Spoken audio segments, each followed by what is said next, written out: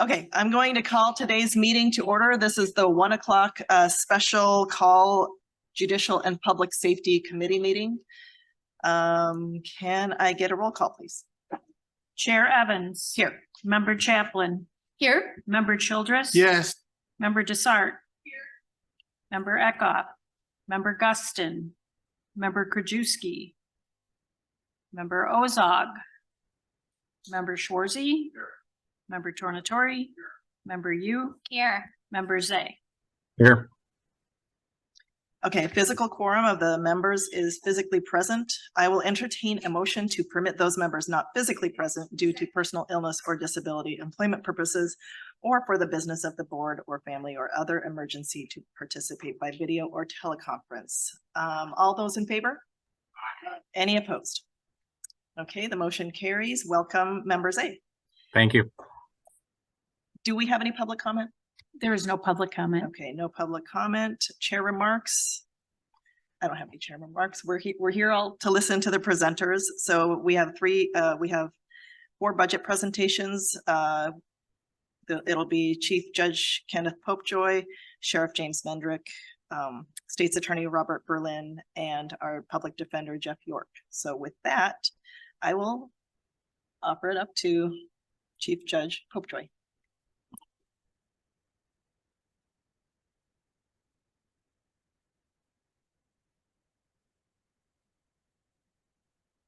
Thank you very much. You know, in my running days, I did a lot of mile relays. I was never the first one out of the blocks. I was always the last one because I had a good finishing kick. But we're switching it up this time, and I'm going to try to not stumble out of the starting blocks and hand off appropriately to my other three presenters today.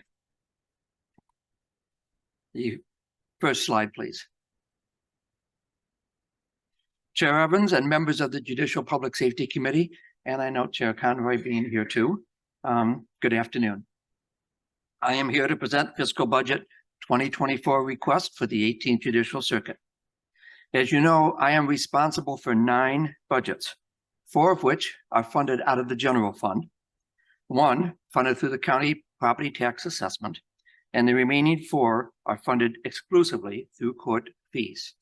Next slide, please. This is a transition year, as you kind of heard with our circuit clerk's presentation this morning, for what is and isn't included in our budgets due to some policy and accounting changes versus previous years. So when you compare previous budgets with our budget at this time, there's a little bit of an apples and orange flavor to it, given some of the changes that have been made. But as you know, when I first appeared before this county board over 2.5 years ago, I promised transparency and a collaborative relationship during my term as Chief Judge. This budget reflects that. After numerous meetings with Jeff Martinowitz and Jennifer Sin of your Finance Department and Nick Kopmeyer, 3 amazing individuals, by the way, I know you all know that, but 3 amazing individuals that have helped me go through the morass of budget presentations over my 3 years. We have listened to each one of their constructive comments and have followed their suggestions in putting together this proposal. Even though my term ends on December 3rd of 2023, we are cognizant and have built in adjustments and modifications to which will aid and assist in the preparation of the 2025 and 2026 projections and budget limitations that you are all looking at. Next slide, please. Yes, in our budget, there is an overall increase of 17.3% in the general fund budgets, 72% of which is for our probation department alone. But most of this increase is due to personnel costs, equity increases, and the COLA. All adjustments that have been made were made working closely with finance and have been presented and approved by the county board. It is important to note that these personnel costs primarily result from salary corrections that we were able to provide our hardworking and amazing probation staff when we reached an agreement with the union. That, I was proud to say, was an agreement that was reached before the end of the contract term. I don't remember a previous chief judge to pull that off in a long time. And it was done without labor strife, without work interruption, and having a continuity of operations that benefit the probation department, the circuit court, and the citizens of this county. These salaries of the probation department had fallen way below market rates. We found that out trying to recruit people from around the state to come in and work in our probation department. We needed these major adjustments, and they were done with the help of the finance department and the help of all of you. This was our highest priority for us because with the expected implementation of the Safety Act and the resultant increased workload for the probation department as a whole, this needed to be a smooth, efficient, and satisfying transition. Next slide, please. You will recall in my department, my part of this world, a lot of us are employed by the state of Illinois. We have 48 judges. We have 25 full-time court reporters. We have 3 full-time court administration assistants. And we have grants that pay for 4 full-time and 1 part-time contract employee. But of particular note, you are aware that the state reimburses the probation department certain sums of money each year for salaries. Some salaries are reimbursed 100%, some are reimbursed a certain amount per hour. But we have just received news that the state of Illinois has approved in their fiscal budget and will deliver to this county in excess of $6.3 million for probation reimbursement. That is an increase of nearly $1 million. Oh, that'd be a great one if it was 100 million, wouldn't it? Almost 100 million over the previous year. Next slide, please. There have been significant changes in the court system over the past 5 years. I've been a part of this court system for 47 years and as a judge for 26 years. I've never seen the volume, depth, and speed of changes that have come about from the Supreme Court and the Administrative Office of Illinois Courts as I have seen during my term as Chief Judge. A lot of these needs were driven by the pandemic, but the Supreme Court has nearly doubled its staff in the time since I've been Chief Judge. And with that, there have been rapidly driven mandates from them to us at the circuit court level that require increased support and resources for individuals involved in the court system. This has been an abrupt and significant change that's unprecedented in my time frame in the time of the 18th Judicial Circuit. And we have continued to absorb while remaining headcount neutral in our current budget. Next slide, please. We also have legislative updates that affect what's going on in the court system, and obviously the biggest of which is the Safety Act, which we now know has been determined constitutional and will be in place on September 18th, effectively eliminating cash bonds. This will require in-person evidentiary detention hearings 7 days a week. We have schedules that have been laid out where the public defender and state's attorney will come in at 7:30 to start processing things, and our judges will be involved in things throughout the course of the day until 3:30, 4:30, or whatever is needed to finish those detention hearings. This will occur not only 5 days a week, but 7 days a week.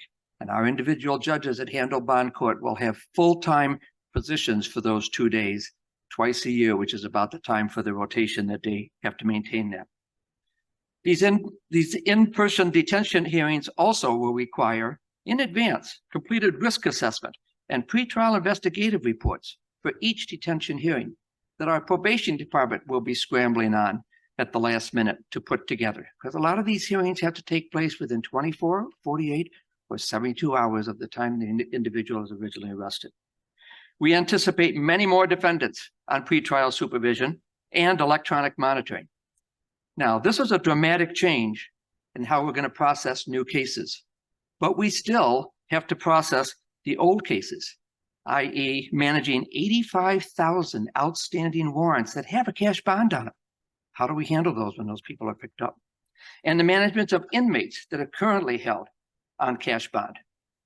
With your amazing support that you have given to us and your insight and your progressive attitude in regard to helping us be prepared for this, we are the only circuit in this state that's ready to go 100% wheels on the ground September 18th.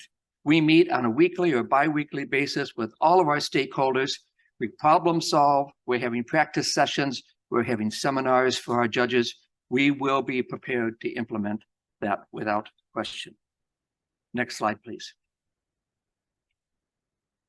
We continually analyze our caseloads and work with our stakeholders to determine where we need more resources. New in 2023 will be this first appearance court that we built and expanded on over in the 501 building to deal with the Safety Act detention hearings that come about. We've added a second domestic violence courtroom. That's a huge need in this county. And our one judge was being overloaded with those, preventing a prompt and efficient time frame for finishing those up. We now have 2 judges involved. We've added an additional domestic relations courtroom. The volume of that, unfortunately, continues to increase, and we need a quicker resolution for those cases. We've expanded the time schedule for the juvenile abuse, neglect, and dependency hearings. Each of our juvenile judges did those 1 day a week. We're now doing them 2 days a week to take care of that need. We have created an alternative dispute resolution center, partly where the family shelter hearing was and where our arbitration center was. It is now going to handle all the arbitrations, all the eviction mediations, and a number of new mediation programs that are in their infancy that we're starting to explore and expand upon for the benefit of our citizens. We received a NACO award as Kimberly Verst, our arbitration director, so beautifully presented to you while I was backpacking in southern Utah with my 2 boys who almost killed me. But thank God for Kimberly on that one. But, as you know, we've distributed $10.6 million of eviction relief to the people in this county. That's Kimberly's job and her administration of what's been doing that. We've started a guardianship family engagement mediation program with CASA, and we just got approved from the AOIC about an hour and a half ago for that to come into play. Our law library received a $13,000 grant for Self-Help Center. What an amazing and brilliant way for our new library director, Kathy Willis, to step in and help us out with. That will help our Self-Help Center and will help the litigants in this county continue to get the benefit of same. And of course, we continue with our state certified problem solving courts, Drug and Focus, MyCap, and Veterans. I do highly recommend any of you come to one of these graduations. They do graduations about quarterly with different things. It's amazingly fulfilling. I had not been to any of them before I was chief judge, and I was blown away at the stories, the success stories, and the work of our probation department and our judges who put together and helped these litigants get on their feet again. So I encourage you to do that in the future. Next slide, please. Now, we have 4 general fund budgets, which I will highlight as those are of greatest interest to each of you. Next slide, please.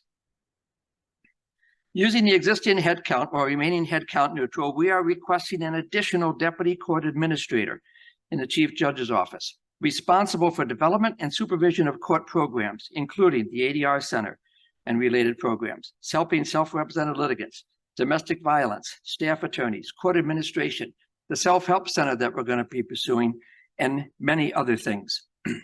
We currently have 1 deputy court administrator, Catherine Thompson, who is a CPA and handles finance and operations. She has collected all the Greek things that I look at when I see this budget stuff and brought them down to English for me. And she's a godsend. And thank goodness she's there to help me and to make me look good when it's really her that's looking good with how all of this is prepared. Now, pre-COVID, we had 2 deputy court administrators, and we wish to return to that level. We have that need with these mandates that have come about legislative, Supreme Court-wise, the administration of Illinois courts, and the like. Also, Suzanne Armstrong, who is our trial court administrator extraordinaire. I always joke with her. She's the one that's running this place. She gets a new Yahoo every 3 years that she has to train. And now that I'm all trained, it's time to move on to somebody else. But she does an unbelievable volume of work that she does with details and specifics that are required by our Supreme Court, by the Administrative Office of Illinois Courts, and our county government. Quite frankly, this additional trial deputy administrator is essential for us in light of the Supreme Court mandates and the legislative changes that have come about that I've previously highlighted. You know, as I've noted to you a couple times before in my presentations, we're kind of unique as a county head to come before you because we answer to two masters. We answer to the DuPage County Board. We also answer to the Supreme Court. And we are mandated by them in various things and have to do certain things because of them and have to set up certain programs because of them. And it is a master of two heads. But the important thing is, it's my job and it's my amazing court administrative assistant's job to put those together so that we work for the benefit of one master, the citizens of this county, and doing the right job in administering justice for their benefit. Next slide, please.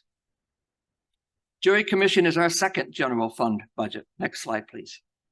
Sue Mankiewicz oversees and coordinates our Jury Commission.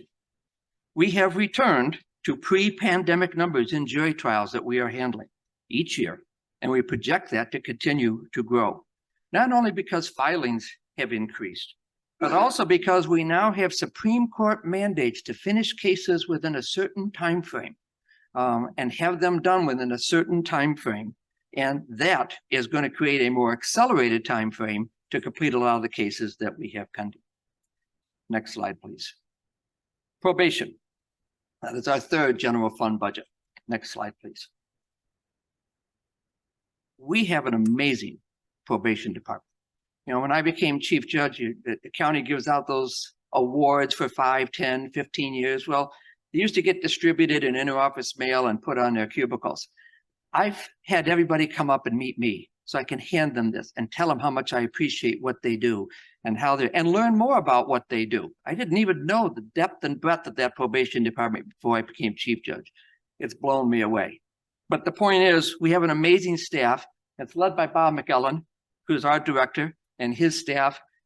And their job is going to get incrementally more difficult and more burdensome with the Safety Act. The time that they're going to need, the things they're going to be working on, and they are ready to hit the ground running. You know, we are the probation department, the gold standard in this state of Illinois. I go to these conference of chief judge meetings. What's your probation department doing? What are you doing? Our judicial system is the gold standard in this state. And I'm proud of that. And I'm proud of Bob's leadership in regard to the probation department and every and all members of the probation department. As you can see, the adult probation success rate is 81% compared to the state average of 71%.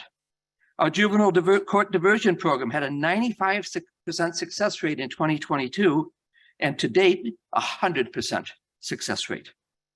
Using the headcount while remaining headcount neutral, we're requesting an assistant finance manager to assist in the procurement, budget, grants, and general finance, as well as the staff coordination that's being brought about by the Supreme Court mandates and the legislative mandates. It's essential that we have additional help for the additional workload and volume of activities in that department. Our fourth general fund is next slide, thanks. Our fourth general fund is the DUI evaluation. Next slide. There you go. We are licensed by the Department of Human Services to provide DUI evaluations. There's a new telehealth option that allows individuals to complete evaluation remotely. Well, these take a lot more time than what it used to, and we need to increase appointment capacity. We are getting over 1,000 calls per month that must be responded to within 24 hours. For fiscal year 2024, we're anticipating over 3,300 DUI evaluations. Our last full year was 2022, when we had 2,700. You can see how the increase is developing. In order to keep these cases moving, we need to increase the appointment capacity and decrease the length of time to complete a report. Using the existing headcount, we're requesting additional evaluator and a part-time support staff. These staff positions will greatly assist in complying with those requirements. Next slide, please. Detention, screening, and transport. This is the one tax levy budget. Next slide, please. This was formerly known as the juvenile transport budget and the youth home budget. The budget has been reduced from $3,800,000 in fiscal year 2010 to $1.2 million in fiscal year 2023, which has saved DuPage County taxpayers over that time frame in excess of $30 million. This is a direct result of the county board's decision in 2011 to close the youth home and to contract with Kane County for juvenile detention services for the most serious of juvenile offenders.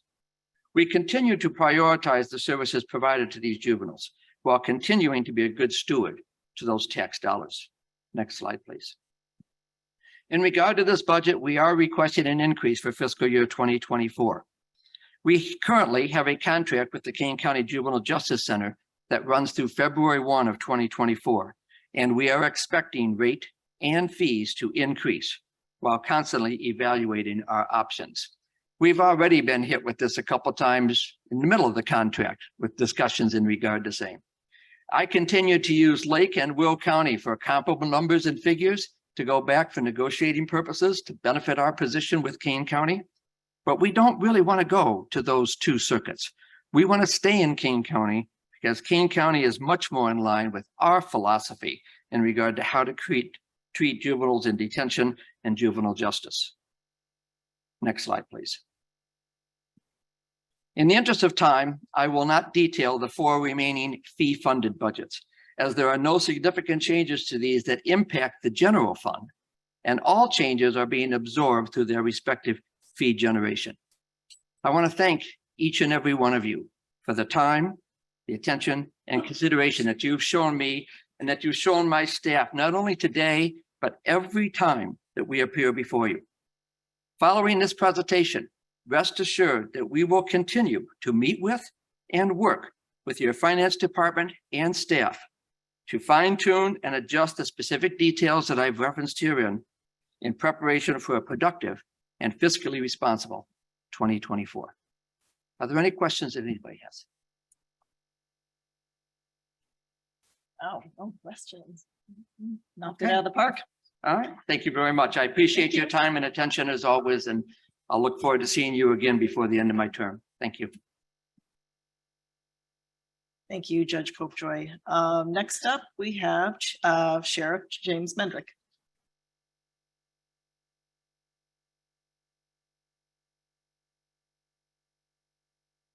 Hello, good afternoon. Thank you for having us today. I'm going to try to just do a little bit of overview on each one of the bureaus that we're responsible for. Our main challenge, again, I know we were saying this last time, last budget cycle, and it is the same issue, is going to be headcount. We're about 37 headcount down. Recruiting, we've moved up to a priority at our agency. We're seeking employees as much as we can. We're looking for new methods. We're going to be leveraging some social media methodologies. We're in talks with the Merit Commission. We're a little slower. So what you have to realize in the police environment right now, people are what they do call spamming jobs. They'll hire, they'll apply to like 8 or 9 places all at once, and whoever comes first and hires them, they're going to go with. And that's typically what happens. We do have a Merit Commission process that we have to go through, and some of these municipalities can really speed up their process. So they're expediting their hires quicker than we do. There may be something to look at down the future. We could possibly expand the Merit Commission to 5 members instead of 3 and give them extra stipends to have more meetings. That would possibly be something that we could do in the future that would expedite our hiring process. So we're looking for any way we can. I can't tell you, I feel like a salesman everywhere I go now saying, download our app and please, come to us. And part of doing that, we've had to do laterals. Laterals are where we're looking and seeking already certified police officers from other agency. And I'll be honest with you, it's gotten to be kind of where it's almost like poaching each other because everybody's doing it. The people are stealing our people. A lot of times we'll get a new hire, and if someplace makes more money and they get that call, because again, when they hired, they probably hired a whole bunch of different agencies, and they're just looking to get the best deal that they can too. They have that affordability now that we're in the position we're in. So recruiting, that's going to be our biggest one. And with that being said, I will say that we're very lucky in this county to have a system like Merit, where you have 36 municipalities and the sheriff's office and the forest preserve and the state's attorney's office all working as one big unit for emergency callouts. Because with Merit, a small town like Wayne will get the same exact police services and resources that a big town like Naperville would get. So it shares our resources instead of somebody, always taking the hit by themselves, and it's spread out law enforcement to where you actually get in an emergency not routine calls for service because we still all do our own for that, but an emergency, you get twice as many cops 3 times faster with the Merit model. And we've had over 1,000 activations since its inception. So it's been very, very successful for public safety. I always like to mention too, when I'm talking about the police, I have to brag on this one every single time. Since I've been elected, it's been 4.5 years now. We still have not had a use of force complaint against a deputy from a citizen. So I really, to me, that is a very, very important thing when you look at what happens sometimes in other places in the world. We are really heavy into crisis intervention team training. We train. We track decibel levels when we train, your body language, your mannerisms, how you use and articulate your hands, keeping everything at a lower level. You always leave room for escalation. People who don't train like this and their escalation level is already high, they only have one thing to go. Once you come in hot, you're going to go to weapons really fast. And I think that's a big reason why we haven't had the use of force complaints is we train all that. We expect, and this training is very involved. I mean, it's method actors that will display all the attributes of either mental illness or certain criminality. We have virtual reality training that we use as a side to this, where you can actually put a helmet on and feel what it's like to be schizophrenic or autistic, or the endorphins that somebody would get if they're going to jump off of a high structure like a parking deck. So we learn how these people feel with this technology so you can empathize. So when you approach somebody on the street, you're like, hey, I know how they're thinking. I know somebody with autism isn't going to like bright lights and loud voices. I know somebody with schizophrenia may be being told something by voices in their head if they're not on their medication. So we train for all that. I think that's what's given us the professionalism that we've had.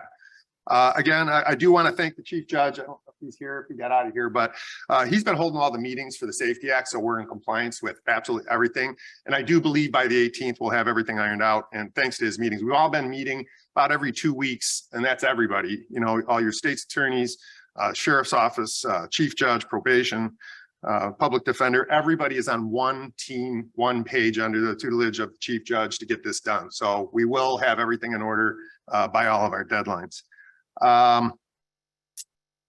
Corrections.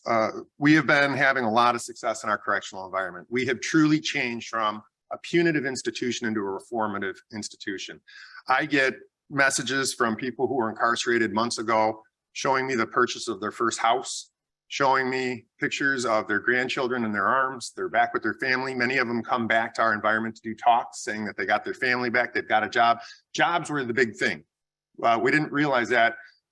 Most of our clientele have been engaging criminality since they were very young. Usually typical age is 13 years old, and authority figures would hook them on drugs and have control of their life. So these are people who never had an opportunity, never knew that they could get out of the life that they're in. We have been presenting that, they've been taking it. Now we're doing, you know, we've done tiling, drywalling, we've done a welding trailer. Now we're doing virtual reality welding. The indoor and outdoor horticulture has been absolutely phenomenal. Also, it's going to probably make about 10 to 12,000 pounds of food for our local food pantries this year, as well as our food distribution. And I do want to thank Member Chaplin, Member Garcia, Member Schwarzy for helping us with our food distribution events.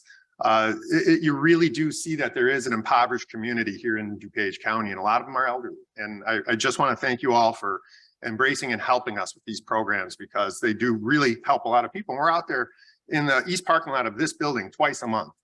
And it's really, it's one of those things where you go to, when I leave, I just feel so good. Not to bring religion into it, but I do feel it is God's work. I also want to thank Member Desart, who's going to be helping us also with the program and corrections, where we're doing weather appropriate clothes. So when people get arrested in July, if they get out in December, we're going to give them their short sleeves back. You know, same thing conversely, if you come in a coat and it's July and it's 110 degrees out, you know, you're not going to have weather appropriate clothes. So we're doing a clothing drive. I'm so used to saying food drive. A clothing drive with Member Desart and I on October 1st. So please keep your eyes out for that. I think that is going to go very well. We're already getting a lot of people interested in it. Pretty much that's kind of the three main areas that we have. We also have the crime laboratory. I know they are an expensive entity, but having our own crime laboratory is the difference between having an offender on the streets, like especially for like a rape case, where they could be on the street for a month 2 months, maybe even 6 if we're sending it to the state lab for DNA, where we can do a 2-day turnaround time. So, you know, I mean, that it's very important for us. That's pretty much where we're at in our 3 bureaus. We have some unanticipated critical needs, and I'm going to bring Deputy Chief Billido. If you could come down, he's going to go over some of those. Chair? Oh, yes, question? Yes. Yeah, I do. One of my heroines is former Aurora Police Chief Kristen Zeman.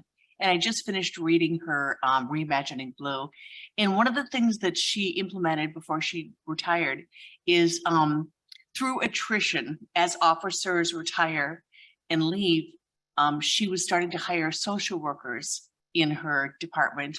Has DuPage County, has your office thought about that as well? Yeah, I'll be honest. I mean, with the heightened the heightened mental health issues in the country, the hiring social workers, in my opinion, I agree with Chief Seaman that, you know, it's really helpful to have social workers instead of having a situation that is a mental health crisis become a criminal event. It becomes more of a mental health.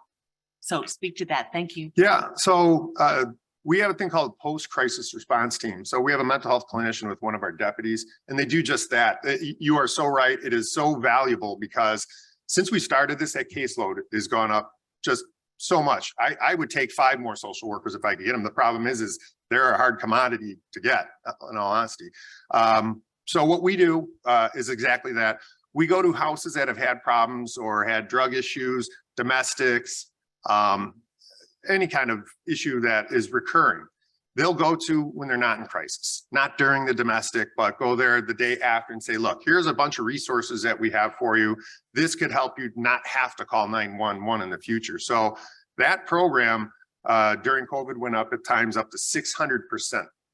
I mean, there's more people than we could probably service. So yes, any additional, and I'll be honest, we're dependent on the health department, you know, because we use their social workers in our correctional facility. We use them on patrol. And, you know, with COVID and everything that they've got, they've been limited in staffing too. So, but yeah, that program is wonderful. It's called Post-Crisis Response Team. And it has been working phenomenally. Mm-hmm. Yeah. Good afternoon, everybody. Thank you for your time. And for those of you who we spoke about this prior, we appreciate that as well. I'm going to go through what's left of our presentation pretty quickly. I know it was by popular demand. We had to fight the urge to not do a 45 slide PowerPoint like we did a couple of years ago. I know you guys really like that, but we stepped away from that. For our new board members, what we did is the next couple of slides, you go to the next slide. If you're not really familiar with the size and the breadth of our office, we wanted to lay that out for you. The first slide here is the sheriff's organizational chart and all of the entities that report directly to the sheriff. And this is all in the package you guys have. Next slide, please. This is our administrative bureau, the sheriff, the undersheriff, myself, and then all of the things that report to the administrative bureau. As you can see, it's pretty encompassing. The next slide, please. The Corrections Bureau, arguably the biggest bureau in the office, and as you have probably seen from our budget, the largest section of our budget is the Corrections Bureau. You can see just an incredible amount of work is done there. As the sheriff mentioned, our rehabilitative efforts and the things that we're doing in the Correctional Center are pretty impressive and expansive, but the amount of work that the other deputies do in the other programs in there is just as impressive. And they just an incredible amount of work is done in there. The next slide, please. This is our Law Enforcement Bureau. The chart looks a little bit smaller, but please don't let that fool you. That is an incredibly busy bureau. We just have it a little bit more compartmentalized for the purposes of our organizational chart. Next slide, please. So as the sheriff mentioned, we had a couple unanticipated needs come up that we simply weren't prepared for. We didn't know that these things were going to happen. We have given you all a supplemental handout.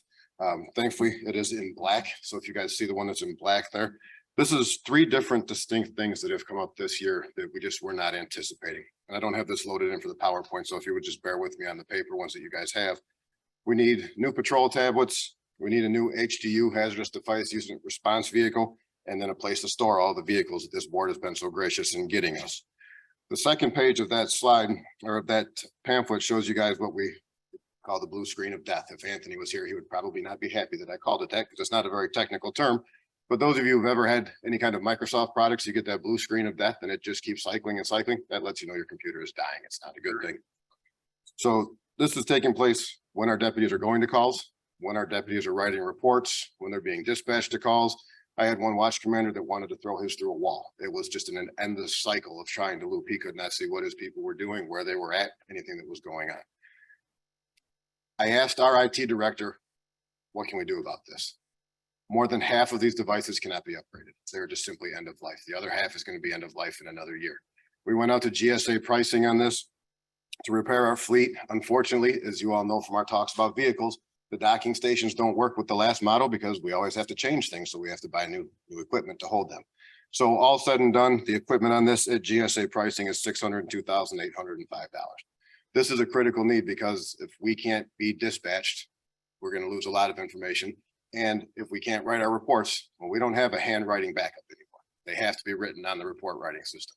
So when the Safety Act comes into play, and that's going to be another big issue for us, those reports have to be written before the deputies go home, particularly if anybody is going to be detaining someone and that has to go to court. They have to have the reports completed. Not to mention we have a laundry list of reports that have to be completed before they go home anyway. The next several set of slides is talking about the HDU response vehicle, the hazardous devices unit. And I have the hazardous devices unit commander and assistant commander here in case you guys have any questions. This vehicle that they're currently driving is a 1995 donated ambulance. This ambulance was given to us from a fire department who took it out of service because it wasn't working anymore. The next page on there is a copy of an email from William Bell, who's the fleet services supervisor.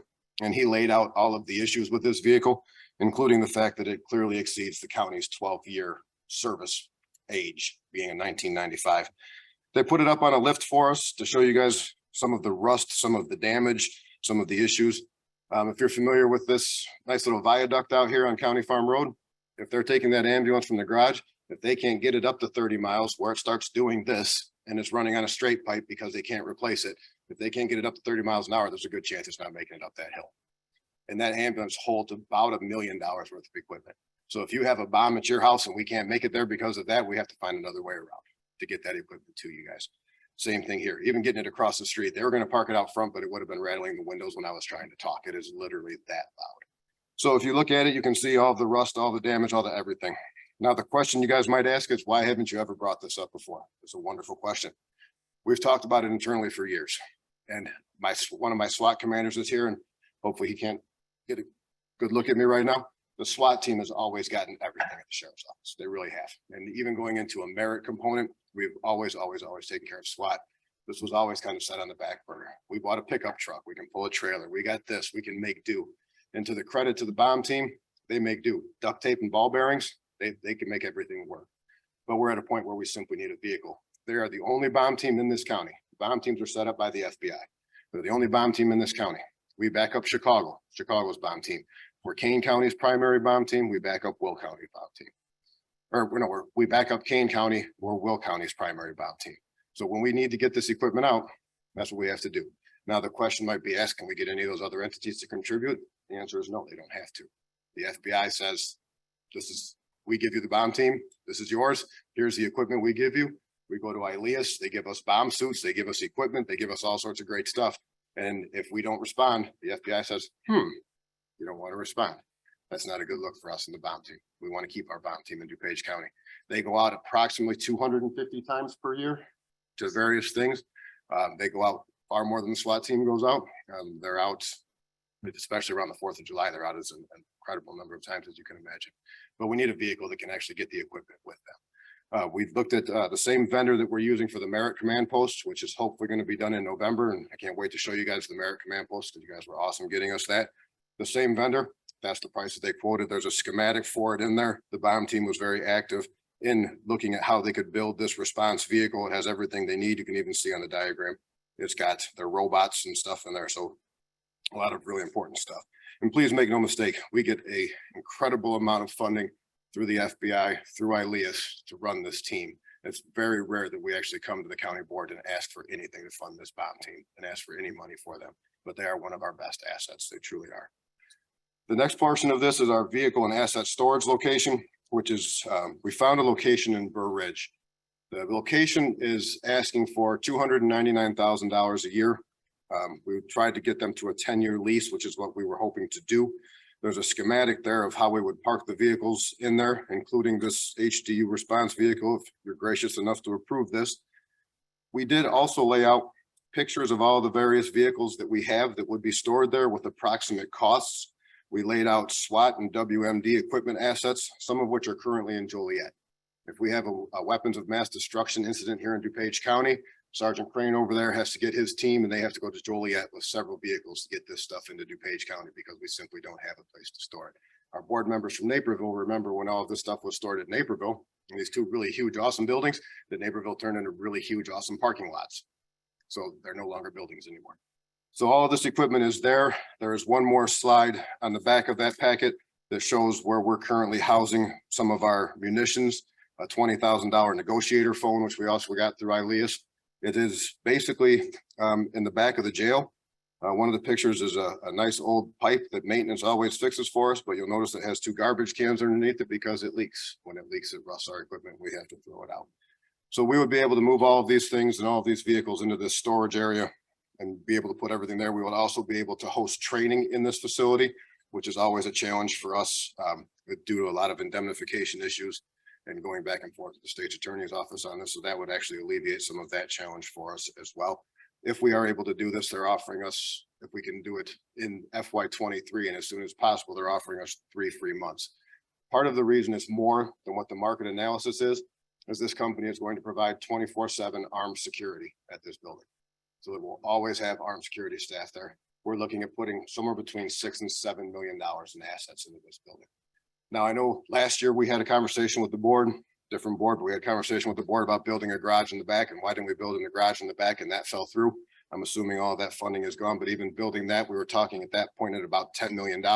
We would be looking at about 25 years to realize that dollar amount with leasing this facility, and it's available as soon as September 1st. So that was part of it before I go to the FY24. So any questions on this FY23 needs? Okay, first Member Desart, then Member Chaplin, then Member Garcia. Thank you. Deputy Chief Billadu, thank you for your presentation. Couple of questions. First of all, regarding the hazardous devices unit, I'm a news junkie and I don't recall that many bomb scares in DuPage County. So I'm wondering how many calls would you say average a year for a hazardous device vehicle? When they go out about 250 times a year. Now, it doesn't have to be a bomb. We could be called for a mortar this big that can literally take somebody's head off. We don't let our deputies and their squad cars drive with those mortars. They go get those. So so you're saying the unit goes out 250 Yes. times per year. Okay, second question regarding the HDU vehicle. Have you investigated federal or state or federal grants to pay for some of this? Part of my unit on that org chart there is doing grants. We've searched for grants all the time. One of the main issues, it's a double-edged sword issue that we have. Most of those grants fall under JAG grants. They're called JAG grants of the federal government. We are fortunate and unfortunate. We're unfortunate that we have we're fortunate that we have an incredibly low level of crime in DuPage County overall. And that makes us unfortunate because we do not qualify for JAG grants. Okay, one more question, and that is, mapping. This is regarding the vehicle storage location in Burr Ridge. Mhm. I'm sure that the sheriff's office maps where the most crimes happen. So are you concerned at all that the vehicles for these large events would be way out in Burr Ridge, and how No, long it I'm- would take I'm to get actually- from the campus to Burr Ridge to the actual site? Well, there's nowhere on the campus that we can work with. And we've been going back and forth for years. And Nick could speak to this as well with Chris over at facilities, with OEM, with everybody for years. And there's just never enough space. I mean, we were literally kicked out of a garage for lawnmowers. So there's just never enough space. I'm not concerned about this facility because of where it's at in Burr Ridge. It's in a good location with 24/7 armed security. I'm not concerned. And we have the amount of responses that we would need from this. We have Route 83, we have I-55, we have 294, 355, right to 80, 88. It's actually a very, very good facility. And I appreciate that. And it sounds like you're very, very thoughtful regarding this. I'm thinking about something like a horrible thing around Christmas time at Oak Brook Mall, and how long it would take personnel to get to Burr Ridge, then to get to Oak Brook. Well, you have to remember, a lot of our personnel are actually on duty, so they would just flip on the lights and sirens in their car and go, and they would get to that. But also at the same time, we're not going to put every single asset in Burr Ridge. we will still keep some assets here. So that if there's something on the north end of the county, like one of the Bearcats will likely stay right here, so that if we have to respond, we'll have that Bearcat. That big MRAP is always available if we need it. Doesn't have air conditioning, so we try not to drive it in the summertime, but it's there if we need it. So we will make sure that we strategically place vehicles so we don't ever have that issue where we don't have something to respond on the other end of the county. Gotcha. Okay, thank you, Deputy Chief. You're welcome. Thank you, Member Desart. Member Chaplin? Thank you. Thank you, Deputy Chief Billy, for your presentation. So, we had a very similar situation last week with a elected official that brought a critical need forward that didn't plan for it in any budget. So why, had you said you've known that you've needed this, but you didn't plan for it in your budget? Can you explain why it hasn't been put in a budget? Actually, it was put in our budget, and we had conversations with finance, with Nick, with Jason. And this was something that we talked about trying to do in FY23 as opposed to doing an FY24 in an effort to bring our FY24 budget down. So initially, yes, it was in the budget. So to bring your budget down to get it where the county could, where you would have an acceptable budget, you had to take it out of surplus. So that's what I'm kind of understanding, because we had to bring your budget down to meet our revenues probably. And our budget is, as you guys know, and we'll get to that in a few minutes, is our variance is only 12%, which, hey, we're under the chief judge. That's pretty good. But our variance was only 12%. So, looking at it, and I can save that portion for a few minutes down the line if you want. But even if we would have put that in, we still would have probably been right at that 13% marker. But again, and we'll go over the conversations we had with finance and with everybody about a lot of different things that we pulled out of the budget for this year in an effort to just try to keep it at that level. Okay, so now you're saying that the other counties don't have to contribute to this vehicle. They don't have to, but do you, and I don't know, the FBI, they'll be unhappy if we don't do this, but here's my concern. Why do the citizens of DuPage County have to fund a bomb vehicle for Will County and Kane County? They're not funding it for Will County and Kane County. We're funding this bomb vehicle for us. If you had a bomb threat at your house, I'm not certain that ambulance would make it to your house.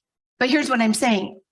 So we're funding it for us. We need it for us. But also for Will and Kane, correct? You said that you serve Will and Kane, right? If they call us for backup, yes, but that's no different than. Backup, or is it the primary bomb vehicle for them? Primary, yes. Okay, so DuPage County is expected to fund the bomb vehicle for Will and Kane.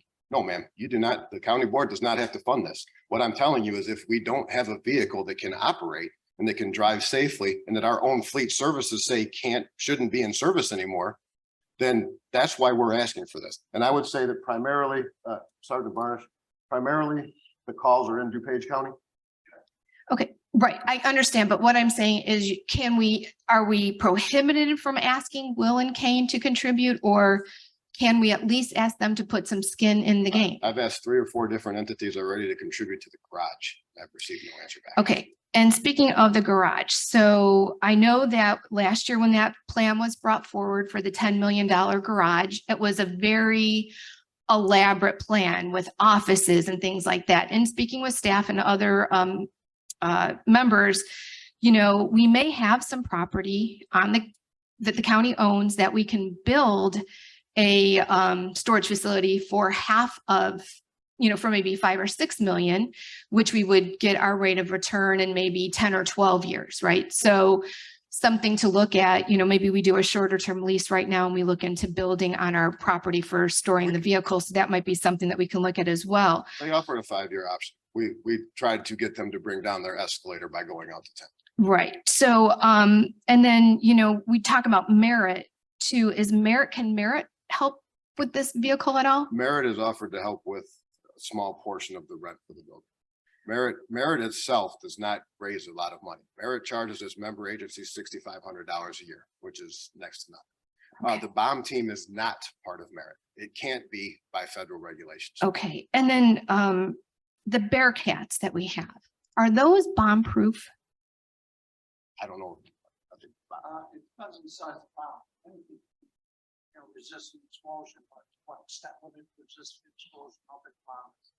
Because I thought when we were doing the presentations with the Bearcat, I remember something about them being, they could take they're gun proof, they're ballistic proof, yeah. they're. But But you can go back onto YouTube and out in Los Angeles, they had a containment vessel for thear bomb team that blew up. That was a containment vessel. So I don't know that there's anything on this planet that's particularly bomb-proof. Okay, so, well, like, again, I just said, I'm just, I understand the need. I don't really, I understand the need, but I just, again, with this huge ask, I think maybe we need to get a little more information about the other counties, at least helping with rent, things like that. We want to have a proper vehicle and, is there another ambulance that we can get that we can use, that a used ambulance like we had before that might save us a little bit of money and retrofit it like we did? I mean, are there? Ambulance now does not suit our needs. It's just a vessel to transport our equipment. So when we arrive on scene, we have to unpack all of our equipment. We have to set it all up before we can start doing our operations. After we're done, we have to pack all that equipment up and put it back in there. The idea for the new truck is not only to provide our safe vehicle for us to transport that equipment to operate out. We take x-rays. You got to dump that x-ray equipment out to the elements. It's not waterproof. It's a lot more than just a vehicle. And in regards to like Kane County and Will County, Kane County has a bomb truck. But like when we responded to Pratt Wayne with the active shooter, their bomb truck went to a different location. And our bomb truck went to the side of the shooting. So Kane County has a bomb truck. Does Will County have a bomb Will truck? County does not have a bomb squad. So Kane County has a bomb squad. What you have to remember is that we're part of all these mutual aid. Mhm. So we get resources from other counties too, and they're not charging us. So if we started charging them, then they would charge us. We'd all be charging each other and it all even at the end. The thing is when you're a police entity, you do mutual aid agreements. So if something horrible happens, you can amass enough law enforcement to deal with whatever is going on. Sometimes these are cascading events, sometimes in multiple locations, sometimes they aren't something that we can handle by ourselves. That was the whole reason that we accepted merit. And we have all these mutual agreements, we have with the feds, with the marshals, with other towns, with the other sheriff's offices, and that's a two-way street. If something happens in unincorporated DuPage County, we're going to want everybody else's resources helping us also. Yeah, there's not a lot of bomb techs. We only have 7 bomb techs in DuPage County. Kane County only has 5 bomb techs. Chicago has 17. So when you have a bomb incident, we rely on each other's community. Well- And we're required to assist each other. And that's what I'm getting at. So Kane has a bomb vehicle and Cook County has a bomb vehicle, right? Cook County is a different animal all in itself. They don't play well with others. Okay, so Cook, it's just not making any I sense. So would Cook like- County doesn't have to play well with others, but we do. I don't regulate Kane County, but sometimes yeah. we get asked to help Kane County or communities out. Yeah. Well, I just wish that there was better planning for this. We've given you guys, the Bearcat, the command center, all the tasers, the helmets you were just talking about. I mean, we've had probably hundreds of millions in investment, which which I think is all needed and useful. But at what point does, how do we continue on with all of this? One of your first questions is why are we bringing this up now? Mhm. Because we're in the same situation with every one of those other vehicles that we've gotten, and we had to prioritize which ones we would implement first. So we've been through this. This is like Groundhog Day. We keep going through this where we're like, if you said no to us now, then we'll be back here next year asking again, and you're gonna say, why didn't you bring it up before? Well, we bring up what we can. We know we can't ask for 7 vehicles all at once, but everything we have is dilapidated. When I came into office, I walked into laptop computers, antiquated technology, nothing to the fault of anyone here, but we have to deal with it. So every budget cycle, we pick one thing that says what's more important right now. So like Dan said, we had the need for SWAT. You should see the vehicles that we replaced with those. Those were things in our parking lot that wouldn't even run. So yeah, we had to bring this one up now because our priority was different for the other vehicles to be done first. That was something that we really needed. This is something that we really need, but we had to prioritize because we can't put in 7 vehicles in one budget cycle. And thank you, and I appreciate that. And just, it is our job as county board members to ask these questions, to make sure that we're making the best educated decision that we can too. So we're, like you're doing your job, we're doing our job as well. So thank you so much for the presentation and answering the questions. Thank you. Member Garcia. Yeah, thank you. And thank you, Sheriff and Bilodeau for the presentation. I just want a little bit of clarification for what was just said. So the ambulance or old ambulance is just basically, it's not a bomb. It doesn't protect from bombs. No. So I'm trying to understand why there is a critical need right now for this HUD response vehicle, which will protect from bombs. But it seems like you haven't had one for quite a while. This vehicle does not protect anything from bombs. The need for this is to bring all of the HDU equipment to a scene. This vehicle is not Okay, ballistic. so that's in what any way, I'm shape, looking or for form. clarification. No, Okay, so there's no protection for the no, so if staff you or look- anything. It's gotta be able to tell. It's all that kind of If stuff. you look at that, Okay, if you look at that schematic of it, it Okay. basically is a mobile workstation for the Okay. hazardous devices team. Right now, as Sergeant Varner said, they get there. And one of the prior pictures shows the back of that ambulance. They have to Hmm. take all of that stuff out. They can't work in the ambulance. They're in the elements. And okay, we're lucky if they get there okay. with that truck.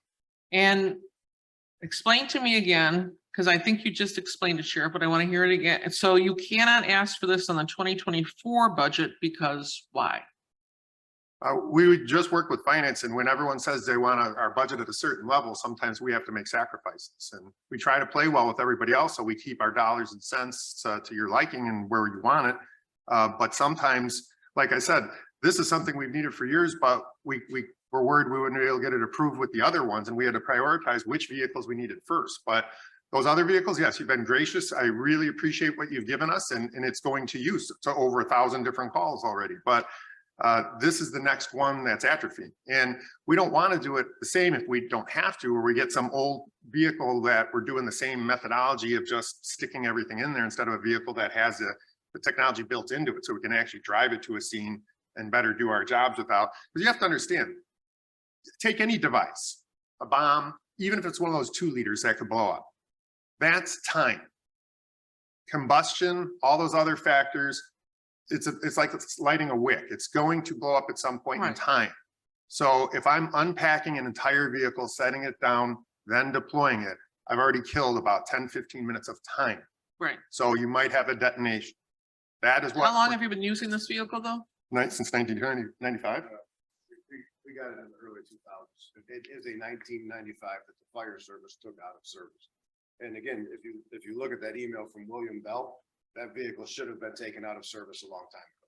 It's Yeah. 28 years How old. most of our fleet was when I took office. I mean, that's just something that we had to deal with. We had a parking lot full of old equipment. And I totally understand this, and I'm just trying to understand the critical need right now. I mean, it seems like if you've been using it since 1999, why all of a sudden now it couldn't just wait till the Not all of a budget sudden. that you do on 2024? It's actually not all of a sudden. It was going to be in our 2024 budget request. Okay, But when they're running it on straight pipes, when our garage is saying it's rusting and falling apart, when they're saying it should be replaced, in the lead time on these vehicles, if we were to sign a contract with any of these companies right now, is 18 months. So the timing Okay. is not so much that it won't be here tomorrow. It's just like the Merritt Command Post has been almost a year and a half. It's okay, going so to you be would that pay same- for it now, but you wouldn't even get it till We- 2024. Correct. Okay, I don't think that was clear, so thank you for clearing that up. And then also one last question on the immediate need for the patrol tablets. Sheriff's Office has their own IT department, correct? Correct. Correct.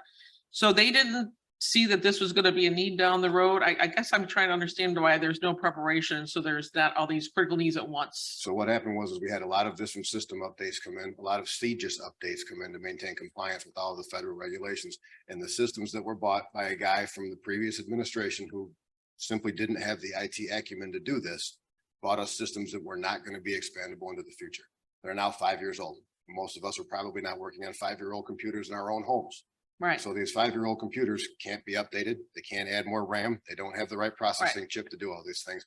And then once we did this last round of updates, that's when they all started crashing. and understood, but I feel like the IT department would know that that's going to happen. So here's how we found out, and this is why this isn't something that we just sat on. It just happened a couple months ago where the computers are locking up.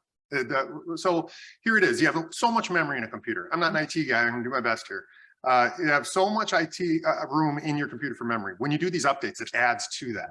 They finally hit a point in time where they couldn't accept any more updates. The memory, the vessel was too small for the new software and all the updates that come into it. So a couple months ago, it just started blue screens on patrolmen, like driving to a call. My call gets wiped out and I don't know where I'm going. And it was that catalyst that caused this. We wouldn't even be here asking for this. We would have worked with the old stuff if it didn't start dying a couple months ago. But when blue screens just all of a sudden occur, we have to address that. Well, yeah, and I absolutely want our officers to be safe and I Yeah, want and them to this get is to where they need to go. That big is safety. that's something I think the whole board is behind. So that's a brand new I'm just, thing. I'm that just started happening. hoping that the IT department can really just start planning ahead, because I think we all know that about by 5 years, stuff is gonna go. So we have to start planning ahead. And you gotta That's all I'm remember, saying. how many IT people do we have? Is it 3? 5. And we have 504 users. That's all questions I have. Thank you. Okay, I'm gonna call on member Yu and member Ozog and member Desart, but before the, okay, and member Chaplin again. But before that, can I just get a consensus of maybe we could just go for tablets and storage for 2023 and then the HDU in 20, if you're just looking to, you know, we might want to table this for a while, but does anybody? Mhm. Oh, no, okay. Okay. Yeah, okay, well. Okay, well, then I'm gonna call on member Yu. Sorry, what's that? Oh. So Nick, So I want to clarify a couple things. First of all, the sheriff's department did have these items in the 2024 budget. It was at our request for the one, and that's been kind of our philosophy for the capital items that are a one-time expense. We look at, can we afford them now, and then bring them before you. So as far as the tablets in the vehicles, and as far as a bomb unit, I'm not saying it's right or wrong, but it's a one-time expense, and that's why that they pulled it out at our request and finance, myself and finance, for consideration. You can put them in a 24 budget if you would like. That's where they were at originally. But the tablet especially kind of struck us as kind of an emergency. And that's why we did that. As far as the bomb squad vehicle, there is sufficient money within the 23 budget to afford this, if that is the will of the board. I would say that from a consensus vote, just to give us some direction, you know, do you want to move forward with those two items in the 23 contingency budget and then put the 24 and put the storage unit in the 24? That's kind of direction we'd like to have if we could. okay, Madam Chair, I'd just rather hear the other comments from member Yu and member Ozog and the other members before we take it. okay, so member Yu. Thank you, Madam Chair. Thank you very much for your budget presentation. We haven't even gotten to 24 yet. I know. Well, so I really do appreciate the PowerPoint presentation and the fact that obviously these unanticipated, these 3 needs have really been the bulk of your presentation today. But as a new board member, it is really important to me to see your full budget, and which I don't have in front of me, and I would like to take a review of that. Obviously, I would really like to see what happened in fiscal year 21, in fiscal year 22, and fiscal year 23, your anticipated budget, your projections, as well as your actual expenses. Because this board and the past boards have obviously given you a lot of money. And I understand there are unanticipated needs, but we would like to see what you've been doing with the money that we've already been giving you. Of course, we've been incredibly transparent and we've worked since this administration took over. And We've worked with exactly. Jeff and Jennifer very And well. of course, as a new board member, I am not privy to all of those discussions that you guys have indoors with staff. So I think this is why it's necessary for us to have this opportunity to question you now. So Sure. thank you for that. I do have a couple questions with regard to the Rapid COM4 rapid communications vehicle that you guys had. Is that through OHSCM? Okay. And then the question with regard to Ilias Unified Command Post. This ILEAS. is something through sheriff. Okay. So how was this budgeted through county board or was, No, that vehicle is owned by ILEAS, okay, and that vehicle is 20 years old. ILEAS is looking to replace that vehicle. Okay. Now, that is not a county asset. That Okay. vehicle is owned. The only thing we do, like with everything else from ILEAS, is we maintain it. okay. But the good. asset is actually ILEAS's. Okay, good. Because I was just trying to see, you know, in comparison, what were some of these other costs for the HTU. And my last comment actually had to do with technology, but I'm going to hold them until I speak with our CIO, because I think I didn't know how many IT department staff that you had or what you guys have been doing in the past. So that is something else that I would like to see. Thank you, member Yu, member Ozog, then member Schwarzy, then member Zay, then member Desart, and member Chaplin. Okay, I'll make it really quick. First of all, thank you so much for your presentation. It's been very informative. I was not aware of the blue screen of death. I'm an Apple person. So So I have no questions about what you need with the laptops or the in squad car items. But I do have a couple questions about this vehicle. First of all, what's the frequency of bomb or this sort of issue with Kane and Will? Is it? it's far more utilized here. But Okay. like Sergeant Barner said, we're the backup to Kane County.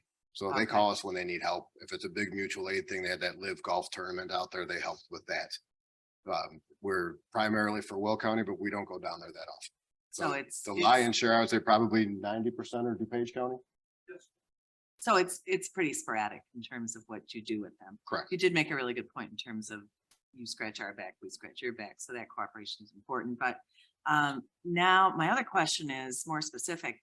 I'm not really clear. It sounds like the FBI provides the actual working materials that this vehicle uses. No, or- the FBI grants us the ability to have a bomb team in DuPage County. The Okay, FBI could say, we're gonna move that out to LaSalle County. okay. We're gonna take that bomb team away from you. So So, the FBI gives us some tools, some equipment. They pay for the lion's share of the training. When we have to Okay. send our new bomb members down to Alabama for 6 weeks, they pay for that. They okay, pay for a lot of their research. We get some of our equipment from ILEAS, which is an Illinois agency that gets all of their stuff is through grant funding, both state and federal grants. They contribute a lot of things to the bomb team as well. As I said, we come to this board for very little as it pertains to the bomb team. my question is though, just if this is a lot more than just if you say you want a shell of a vehicle and it's $800,000, that's problematic to me, but are you saying that there's a lot more to this Oh, vehicle? yes, if you look I at mean, this, are you talking, this is an equipped vehicle? with correct. If all you look sorts at of it, it bells and is. whistles. If you look at it, it is an office. It is a fully functioning office space where they can do all their analysis, they can do their x-rays, they can do all sorts of different. So things. everything now stays in the unit, you walk into the unit and you In this use new it. vehicle, yes, Okay, versus what you've got going on with the correct. 25-year-old. If it makes it better. Okay, and then my last question was, you said 18-month lead time for this vehicle. Approximately. Is that deposit first and then payout, or how exactly? I don't or- think we've put out any money for the Merit Command Post yet. I think Okay. they're just waiting for it, that once we sign the agreement to build, they build, and then ultimately we pay when it's due. Okay. Okay, and I just want to say again, I really do appreciate your listening to our questions, et cetera. course. And you know, regarding our issue last week with the clerk's office and a much smaller request, to me, it's about procedure and understanding where you're coming from and hearing that you've been working with the administration and that they've asked you not to take this and do it now versus the 24 budget, and knowing that we do have the funds. I can definitely be behind both of these issues. So Thank you very much. but thank you so much for the information. Thank you. Member Schwarzy. Thank you, Chairwoman Evans. Nick, I'm gonna have a question for you. First of all, look, the older I get, I'm a big believer, and if you're gonna do something, you gotta do it right the first time, because it's more expensive if you don't do it right. And so I'm certainly not opposed to this, but Nick, you said that money is there now. I'm looking at the issues that the county has with food insecurity, and you know, we put $5 million of ARPA money toward food in DuPage County.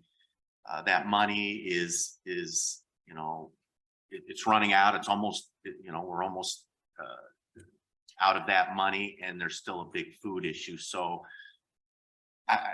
do we have, you know, this is a sort of an ARPA question, and the money for the truck would not be ARPA money, correct? That is not ARPA money. Okay, so my concern is we're running out of ARPA money too, and I don't want to leave citizens of DuPage County hungry. So is there an answer to Yeah, I can that? give you a quick answer to that. And the quick answer is more discussions needed by the board, but I can tell you, in talking to our chair, the chair of finance, we agree with you that food insecurity is the biggest problem probably facing our residents right now. And if I were, I mean, there will have to be more allocations out of that remaining 3.2 million, 3.1 million in ARPA toward food insecurity, but ultimately the decision of the board to make that. But you're spot on. That is something that will require more funding. I know I've already talked to Mary Keating to explore, are there other avenues we could go to help that long term as well. So you are right. But this money for the bomb squad vehicle, like I said, is coming out of 23 out of the contingency line item. So I guess my comments to this group of people here today is, I'm okay with doing this, but if we need more money for food and now we don't have that money because we're spending, you know, $900,000 on a bomb truck, that would be my concern. So take that for what it's worth, you know, as long as we're not sacrificing the ability to purchase food for our residents. So, thank you. Thank you, Member Schwarzy. Member Zay, are you still online? There you go. Thank you. Thank you for the presentation. You know, and a lot of good questions today. And, you know, this is why we have these budget hearings. It's our job to prioritize what our wants and what our needs. So when I hear a budget presentation today about $2.5 million for sidewalks on the campus, or making sure our squads cars show up quickly, or we have a bomb unit that is, you know, at the capacity that our residents need it, God forbid it has to show up in anybody's house or business. I mean, this is our job, is to prioritize what's going to happen. I can tell you where I'll be on that, because I think, again, I don't think when you look at your budget, these are wants versus needs. It's not you want it, it's that you need it. And that's, I mean, that goes a long way. And again, we just have to prioritize this. Obviously, everybody knows IT has issues, and I mean, we're all frustrated. I mean, we're buying new systems all the time that we had bought when I've been here, that we just bought 10 years ago that don't work anymore, and we have to spend millions of dollars on that. So it's nothing new that we're hearing from anybody else. So again, thank you for the presentation, and hopefully, you know, is there any other options for this storage facility? Is anybody, I just sent a text to the DuPage Airport Authority, see if they have any extra buildings that we can rent from them. I mean, that's a little closer than Burr Ridge. I've talked to Dan Barna, and they just don't have any spaces for us. Choose DuPage did an analysis. They came back with several buildings that would probably huffed and puffed and blown down. They were in dilapidated areas. Most of them were up north. So it would have been a bigger challenge for us with those locations. And again, the 24/7 armed security for $6 to $7 million worth of equipment was really kind of the tipping point for us with this facility. Member Dessert. Thank you, Madam Chair. I had a couple of additional thoughts, if you don't mind. One is for safety of the patrol officers. For me, the tablets at $600,000 is a no-brainer. So you were looking for consensus, Madam Chair, and for me, the tablets are a no-brainer. Regarding the hazardous device unit,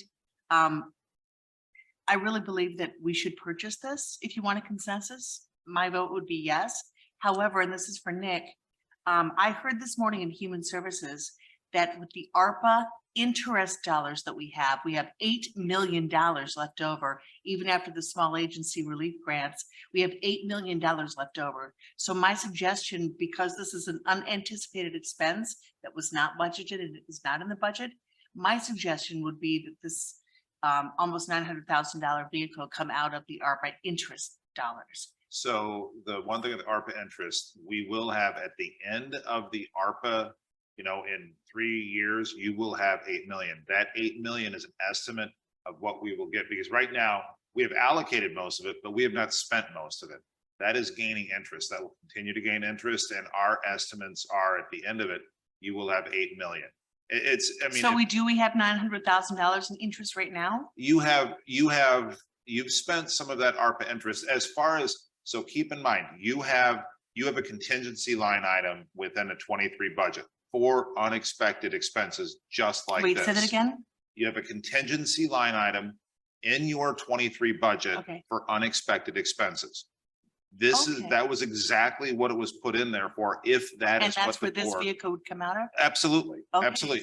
And so just to be clear, what we'll do, because it is a vehicle. We will, if the board would like to allocate the money for this vehicle, we will take that money out of the contingency, put it in our vehicle replacement fund, and when it's delivered in 18 months, the money is there. That's where we pay it. Excellent, excellent. So So stay there. we will not take it from anywhere else. Okay. We have money. And at the end of the year, I will tell, I mean, not to kind of steal the thunder, because I've got to sit down with the chair of finance and the chair of our board and the vice chair of finance. There will be a surplus in 23 that we will come back to this board to make recommendations. That money is all swept together as surplus in 23, not nearly the level of last year, but that's part of it. So if the board wishes to purchase the bomb squad, this would be the vehicle to do it. Excellent. So Sheriff Mendrick and Deputy Chief Philidou, you've got my support for the first two items. Nick, please stay up there. My challenge is my challenge is renting the storage space in Burr Ridge. Yep. And so my question is this. I don't know the footprint, but but DuPage County DOT is building a new building, correct? So Is there a lot? I mean, I was on the board last year when we talked about the sheriff's office's big parking lot, and I thought that was a champagne kind of expenditure, and I voted no for that. But is there a footprint over by the new DOT building that could house the sheriff's vehicles and assets? The Right. vehicle and asset So, storage? for those that have been on the board for a while, you'll remember back probably mid 2015 or so, when Mr. Healy was the chair of Public Works. We looked at a big, broad picture of, can we combine everything? And it kind of died under its own weight. And I think it's a good idea. It's got merits with possibly building. There are certain functions. I mean, we looked at, if you remember, not only this facility, if we do rent it, we have the Aurora election facility, we have WorkNet. There are a number of functions out there. I will tell you what we found out is WorkNet isn't really conducive to moving because of public transportation, but theoretically the Aurora election facility and this vehicle facility might be conducive. And I appreciate that, Nick, but I've been out to the Aurora election facility and that it's got the same problem as Burr Ridge. It's just far. Yeah, I'm saying for potentially looking at building and consolidating, it's got some merits. My suggestion, and there could be capabilities. I will tell you that as it stands, if the transportation redoes our building over there is not room to put that in there. They are maxed out completely. Are there other options out there for this to build? Potentially. And, I know we were thinking originally like a 10-year lease. It might be worthwhile to maybe go a shorter lease, maybe 3 years or something, because that's about how long it would take. Even if everything lined up, we all determined everything, we designed it, we built it, we could move in, there might be an ability. And maybe what we do is we explore in Public Works Committee, if the committee or if the Sure. JPS would like that, about maybe doing an overall. I think that the two that make most sense to me would be the Aurora election facility and this. I will tell you, when we looked at it in 2015, the return on investment was pretty high. It was like 22 to 25 years because the Aurora lease is pretty low. But we can look at it again. We'll see, we'll report back. It really comes down to ROI.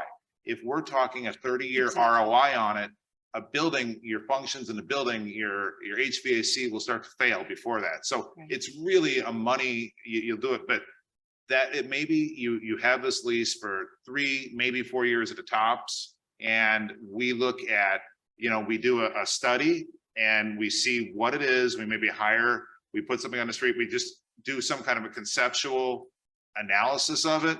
We see what it is and answer the question once and for all. We bring it, we present it to the board. You guys decide, do we build? Do we rent? Yeah, and I appreciate that. I can come up with 15 ideas right now. I mean, just thinking about like at Roosevelt and County Farm Road, that Ulta store that's out of it, we could retrofit it for storage of vehicles. I mean, I'm just thinking about so what proximity we found to the center of DuPage, so that when things happen like Oak Brook at Christmas time, we have immediate access to those emergency vehicles. And it's actually, this vehicle facility and the warehouse are very similar because you gotta have high bays, you gotta have high security.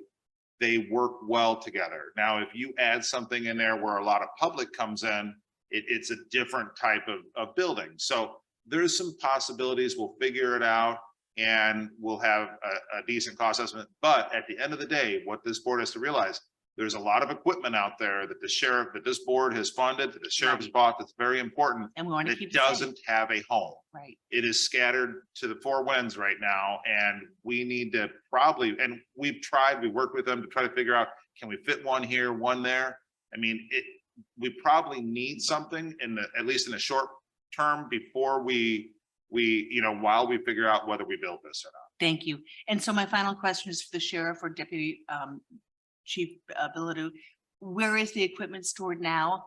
And is it safe currently? Is it from the elements and everything else? And then finally, is there a way to negotiate a shorter lease than 10 years? Thank you. And then I'll be done with my questions.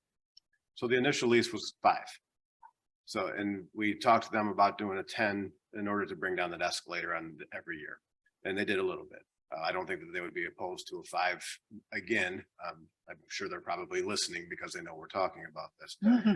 As far as the equipment right now, the equipment is literally everywhere. One of the sheets that you see has equipment that's stored in Joliet. That's all the WMD equipment. And we can't just part it out. That stuff has to be there. We have some equipment in the Sally Port at the jail. We have some equipment in the Sally Port at the JOF. We have some equipment in the garage that's falling down over at SWAP. We have some equipment that's parked outside. We have some equipment that goes home with some people. I get it. All right, thank you. Final comment, and then I promise I'm done. I apologize. I asked you how many calls got a year, and this document was just given to us, and right here on the document, it says 250. So I apologize for asking the question that's right here in black and white. Thank you. Okay, so I'm gonna go with member Tornatori and then member Childress and then member Chaplin and member Ozog. Thank you, Madam Chair. Thank you, Sheriff and Deputy Chief. I'm going to go to the easiest one for me first. I think regarding the asset storage, you stole my thunder. I think we talk about a 5-year lease. It would cost us a little more money while we're investigating it. It just makes more sense to me because, as all of my colleagues have said, Burridge is maybe not the optimum place to have it. It'd be great to have it closer, and it gives us some time to do it. You know, we all have agendas, me at the health department, food, IT, the court system. I don't think this is either or. I don't think if we give you the money to do this, we're going to let people starve in DuPage County any more than we're going to let people stay in crisis. That's not going to happen. We're going to take care of people and in any number of ways. I do think it's unfair, quite frankly, to compare what you're asking for to what we had with clerk. You guys have been working with the finance department. Clerk's office hasn't. So I think it's apples and oranges. For me, it's, do we want to be in the 21st century or be Mayberry? I mean, the fact that we've got something that's been since 1995 vehicle that can barely get up the hill is an embarrassment. And the reality is that it's far too important to you, to the people who are there, to the citizens of this county, to not do what we need and what you're asking for. Yeah, it's a big ask. I get it. You've had to prioritize. The questions have been great. It's our job to hold your feet to the fire. I think you've had that happen to you today, but I think you've answered most of the questions, certainly for me. So I'm in favor of this with the storage, maybe for the 5-year lease as opposed to 10. Thank you. Just so we can explore other options and we're not locked in. Sure. And I'll talk to them tomorrow. Thanks. Okay, member Childress. Yes, sir. Thank you. You may have, thank you, Madam Chair. You may have answered this already, but what's the life cycle of the vehicle? So that's the oldest vehicle in our fleet by far. The Unified Command Post from Ilias is 20 years old, but that's not one of our assets. The county policy is 150,000 miles or 12 years or until the garage determines that it should be taken out of service. This vehicle far exceeds every last one of them and then some. And when I say literally, it's on straight pipes. They can't repair the exhaust. There's no parts made. Everything is rusting and falling. The batteries are about to fall out of the bottom of the vehicle. And if that happens, it just doesn't go anywhere. Absolutely. I was doing quick numbers. If you get one and it lasts as long as this one, you're talking $1 million, 25 years, it's about 40 grand a year. Give or take. Okay, and I don't think that's too much. And if we can store it inside, maybe even longer.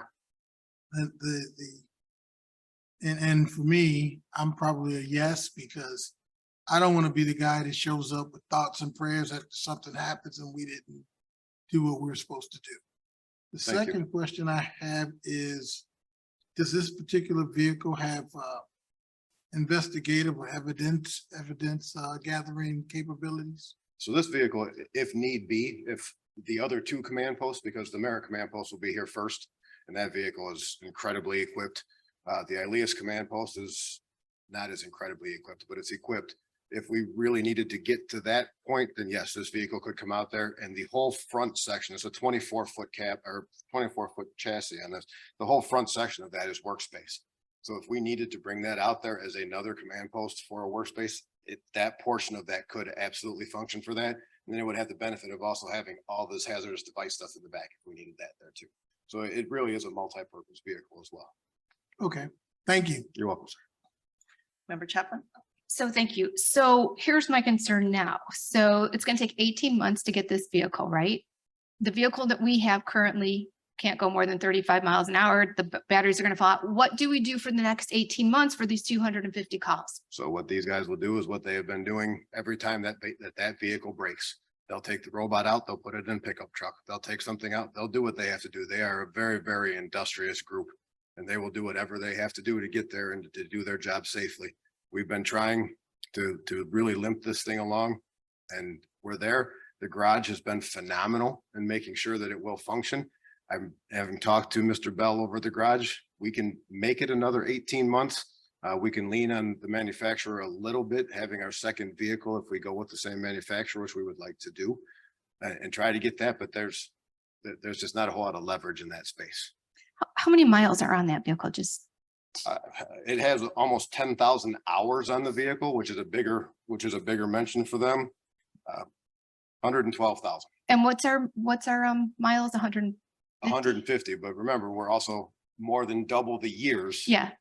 And this was. No, I also- got it. I got it. No, I was just curious because I'm just, but you know, seriously, if you have a vehicle in this bad of shape, an important vehicle, like you're all saying that it is, I mean, you probably should have really come to us probably 5 or 6 years ago on this, seriously. And we probably wouldn't be in this position that we're in right now. So, you know, because right now, the way you're talking, this vehicle is useless and, you know, maybe not confident if there's if there's an incident. Like I said, we were seated with like 5 of I these. know, when yeah, it came in. yeah, I So we had to say, we can't I know, ask I for get- 5 I vehicles. know, Because I can imagine your reaction if we would have said, hey, can we get 5 vehicles this budget? I mean, that would have been a really big ask. So we piecemealed it by priority. Right, but And maybe, we're at our final priority to where, once this one's done, I don't think we have any more surprises left, but Right, we but we got maybe- handled a bunch of old vehicles and you have to pick an order. In any way you look at it, you have to say this one first, this one second, unless you want to purchase 5 vehicles at once, which we didn't think was realistic. right, well, maybe because we never had a Bearcat before, from what I understand. So maybe we should have, you know, put this in front of the Bearcat and then got the Bearcat. Well, Just for with the type of future, just for incidents, future. we're incident based. By the type of incidents, that's the vehicle that Yeah. we needed with what was happening. Yeah, well, thank you. And thanks for the presentation and thanks for taking all of our questions. So thank you. Member Ozog? Thank you. Regarding this lease, maybe you consider a 5-year lease with a 2-year renewal or one single Great year idea. renewal. And also keeping an eye on the real estate market. We don't know what's going to be happening with office space. So, but I think the 5-year, Hey, A I think it's minimum a 5 great years. idea to have a shorter Yeah. lease. And if we could find something like Member DeSart said around here, yes, that would be the ideal, perfect scenario. but we don't know what's going to happen. with Correct. Stay at home. So anyway, that's one comment. But my other issue is, it would be diplomatic to call what you're doing here a rebuilding period from the previous administration. Is that a fair thing to say? That's very fair to say. What do you see? Anything else coming down the pike that we should be aware of at the moment? Or, I mean, obviously, I'm not, some little bit of crystal ball, anything major coming down the pike? A couple of things that we've removed from our budget when we get to the FY24 part. couple things that we've removed are going to need to be done in the future. At some point, we're going to need to replace the camera system within the jail. It's just aging, just like every other IT system is Okay. aging. At some point, we need to do something to replace all of our microcomputers within the multiple facilities that we're in for the same reason. They're just aging. So we went with a much cheaper option for this year for FY 24. But for next year, he might want to talk about, our IT guy wants to talk about doing a different option. And many of these things we're working with Anthony McPherson and his team on. We're trying to get this all to be as seamless as possible. So can I foresee any more big vehicle needs? No, probably not. Are we going to have a couple of IT needs that, you know, are knocking on $1 million each? Yes, but we've pushed those out into the next year because right now everything is functioning and we're still putting Band-Aids. Like we've talked about several times with our overtime, we're trying to be as fiscally conservative as we can. With the exception of these, we have not come back to the board and asked for any money at all. Everything that we've shifted around this year, we've shifted in our own budget and try to do everything we can to be as fiscally good as we can and not get in the red on anything. So we're really trying to do that and being Well, conscious. keep us posted going forward. Nobody likes surprises except on their birthday. So, but thank you again, both of you, so much for this presentation. Okay, thank you so much. I'm gonna give my own thoughts on this. If we ever get an incident and we can't get that bomb truck and we voted no to give you a bomb truck, I cannot, in my good conscience, cannot be the no vote on that. So that's my own thoughts on this. Can we get consensus on the 3 individual items so we know how to move forward? So for the tablets, can we get a show of hands? And okay, that sounds okay. For the HDU, the bomb truck. All right, it's pretty good. Okay. And then how about, so I guess the storage we have, like, it sounds like a lot of people wanted just the 5-year lease for now. Let's get a show of hands. Oh, I think that sounds very reasonable. It's actually a very good idea. okay. Okay. So can we get a show of hands for the 5-year lease? Okay. So I want us to take a short recess too, but I think. Oh, okay. Oh, should we take a break though? Or? Yeah, How about if we do a let's take a budget? 5-minute, I know, but if we keep. Okay.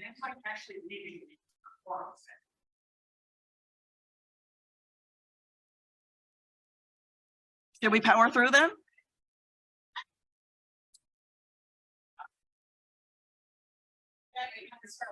Yeah, you can start up again, as long as there's no final action.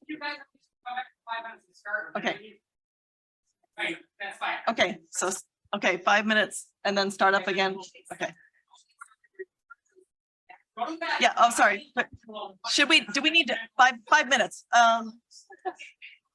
2:40. So 2:40 reconvene.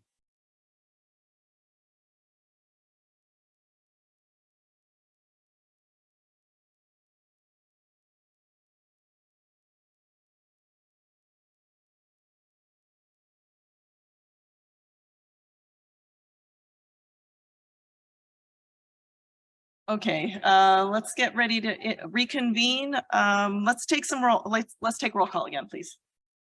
Chair Evans. Here. Member Chaplin. Member Childress. Member Desart.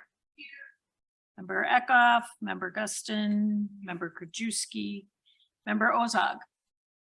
Member Schwarzy, Member Tornatori. Member Yu. Here. Member Zay. Here. And for quorum purposes, Member Garcia is here. Okay, so let's continue. We're going to do the 2024 budget. Okay, next slide, please. So hopefully we can do this one a little bit quicker than that one and try to beat the chief judge again if we can. Our FY 24 requested budget is $65,052,998. It's a little over $7.25 million increase, about 12.5% from our FY 23 approved budget. Like we did last year and in years prior, we've worked with finance quite a bit, as you guys have already heard, to try to bring down what our initial budget request was. Go to the next slide, please. This is just kind of a quick look at the activity measures that we have at the sheriff's office. We are a significantly busy organization. Our patrol calls for service are starting to come back up after the COVID years. They're dipped a little bit, but now we're coming back up. Crime scenes process, detective investigations, process papers that we're serving, our jail population, all of these things are starting to trend back upwards as we would expect. As Sheriff Mendrick said in the beginning, we still maintain 0 citizen use of force complaints against our deputies. For an agency our size and our breadth to have 0 use of force complaints is a pretty incredible feat. We do an extensive amount of training. Training is one of our big lines across the budget. We do an extensive amount of training, and that's what really helps us to do that. If you go to the next slide, please. We did have some significant increases that did help to account for that 12.5% variance. A good portion of that, of course, is salaries, collective bargaining agreements, and the associated costs with that drove those up. We had to increase our vehicle upfit cost. That went out to bid. That was done through procurement and finance. The $522,215, as this board recalls, you did give us $466,000 out of the vehicle line for the equipment that we needed to upfit those vehicles that are sitting there. This is the cost of the new contract, just because the contract was expiring, and this is the cost of the upfitting. I don't anticipate it meeting this cost because in that contract, we did have to include out-year costs for buying equipment that will exceed what we just bought now. I don't anticipate us being anywhere near $522,000 in FY24 for those vehicle upfits. We're now doing $50,000 in copier printer costs. I charged Jason for the handouts you guys got. It's like $4. We're budgeting for those this year. We didn't have to do that in the past. Body armor, there's a significant increase in body armor. One of the challenges that we have is we needed to get better body armor, so we did do that. Our body armor is about $1,300 each. One of the challenges with that is every time somebody retires, we hire somebody, we have to get new body armor. I can't just hand my body armor to the sheriff because it won't fit him. Every time we have somebody switch bureaus, if they go from corrections to patrol, their stab vest in corrections doesn't work as a ballistic vest in patrol, so we have to buy new body armor. So the body armor has gone up. Every year we do apply for a body armor grant. We're usually successful with getting the body armor grant. It's nominal. It takes some of the sting out of that, but not all of it. We did this year budget our full dollars for the inmate food services. As this board will recall, that doubled from last year. It was $655,000. It went to 1.3 million. Last year, we put half that in contingencies. This year, we're just going to budget for the full dollar amount so that money is there. A note on this is we don't know exactly what's going to happen with the Safety Act and with our population within the correctional facility. Right now, we use inmate workers, often called trustees, to make the food. We use them to clean the facility, but and do the laundry. Depending on what status of inmates that we have going forward, their charges may preclude them from doing that if they're charges of violence or things of that nature. So we may end up ultimately having to go back to Trinity or go back to one of the custodial services and look to increase those contracts. But that's just an unknown. We haven't factored that in right now. We are looking to change our in-car camera system. As the board is aware, we use Axon Taser products and Axon body-worn cameras. We're looking to move our car systems, which are aging out, and really the video quality is terrible. But we're aging out from those systems, looking to bring the Axon in-car fleet systems in. That's a $400,000 a year purchase, but that would tie everything together. The tasers, the body cameras, and the in-car cameras would all be on one evidence platform. And then in conjunction with that, bringing our tasers from the Taser 7s, the Taser X26s, and the body camera 3s, also the newest products with Taser. We currently are running on 3 different contracts with them, looking to combine them all. It says $680,000, but it's really only about $100,000 increase from what we're doing now. We're at a point where approximately 100 of our tasers are out of date. They're called the X26s. They're still available, but ours are very old. We trade these in. We're going to get a credit towards this contract with that, and it'll give us all the newest and latest technology and equipment. Those different things there brought us to about $3 million. Next slide, please. So we work with finance on a lot of different things. We had some pretty extensive meetings. We reviewed a lot of different areas of our budget with finance, with Jennifer and Jeff in particular, and Jason and Nick. We've had a lot of really good discussions. We're going to put half of our drugs and vaccine supplies in contingencies. Again, we don't know what the inmate population is going to be.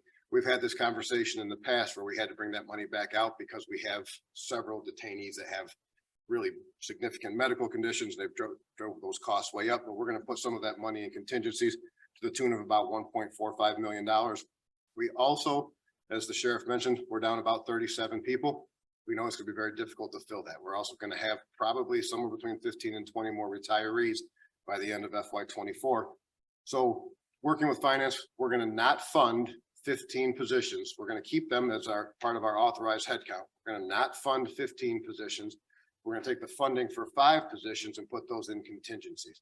So if we're able to hire at that point, those 17, and then we call over to finance and say, hey, you know, it's July, but we can get 5 more, then those 5 will come out of contingencies. And if by some miraculous recruitment push and we're able to get even more, then we'll come back and say, okay, back in August, we talked about putting these 15 as unfunded, but we're able to get 5 more. Can we get that funding? But it's only partial year funding.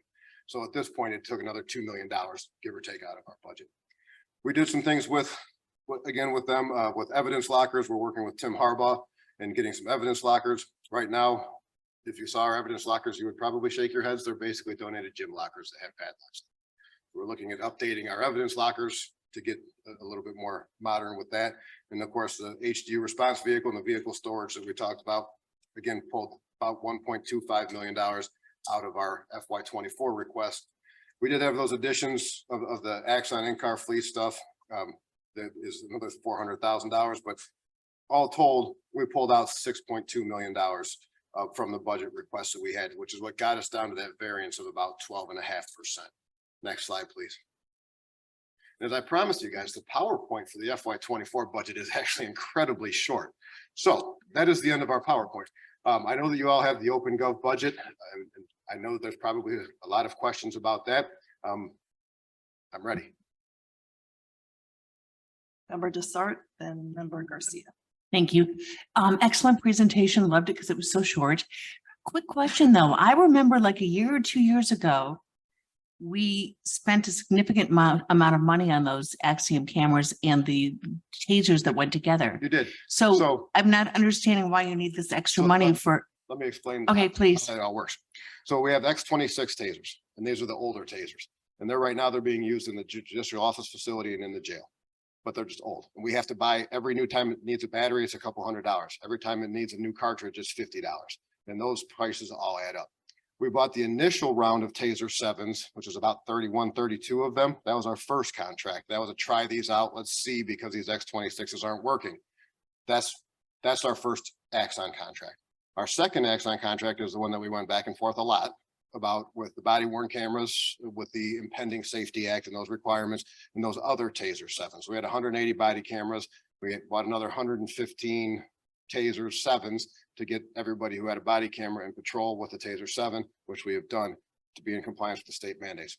That initial Taser 7 contract is ending. So all of those are going to have to be pulled back, and that contract is going to have to be renewed. Those X26s cost us between $50,000 and $70,000 a year just to keep those running.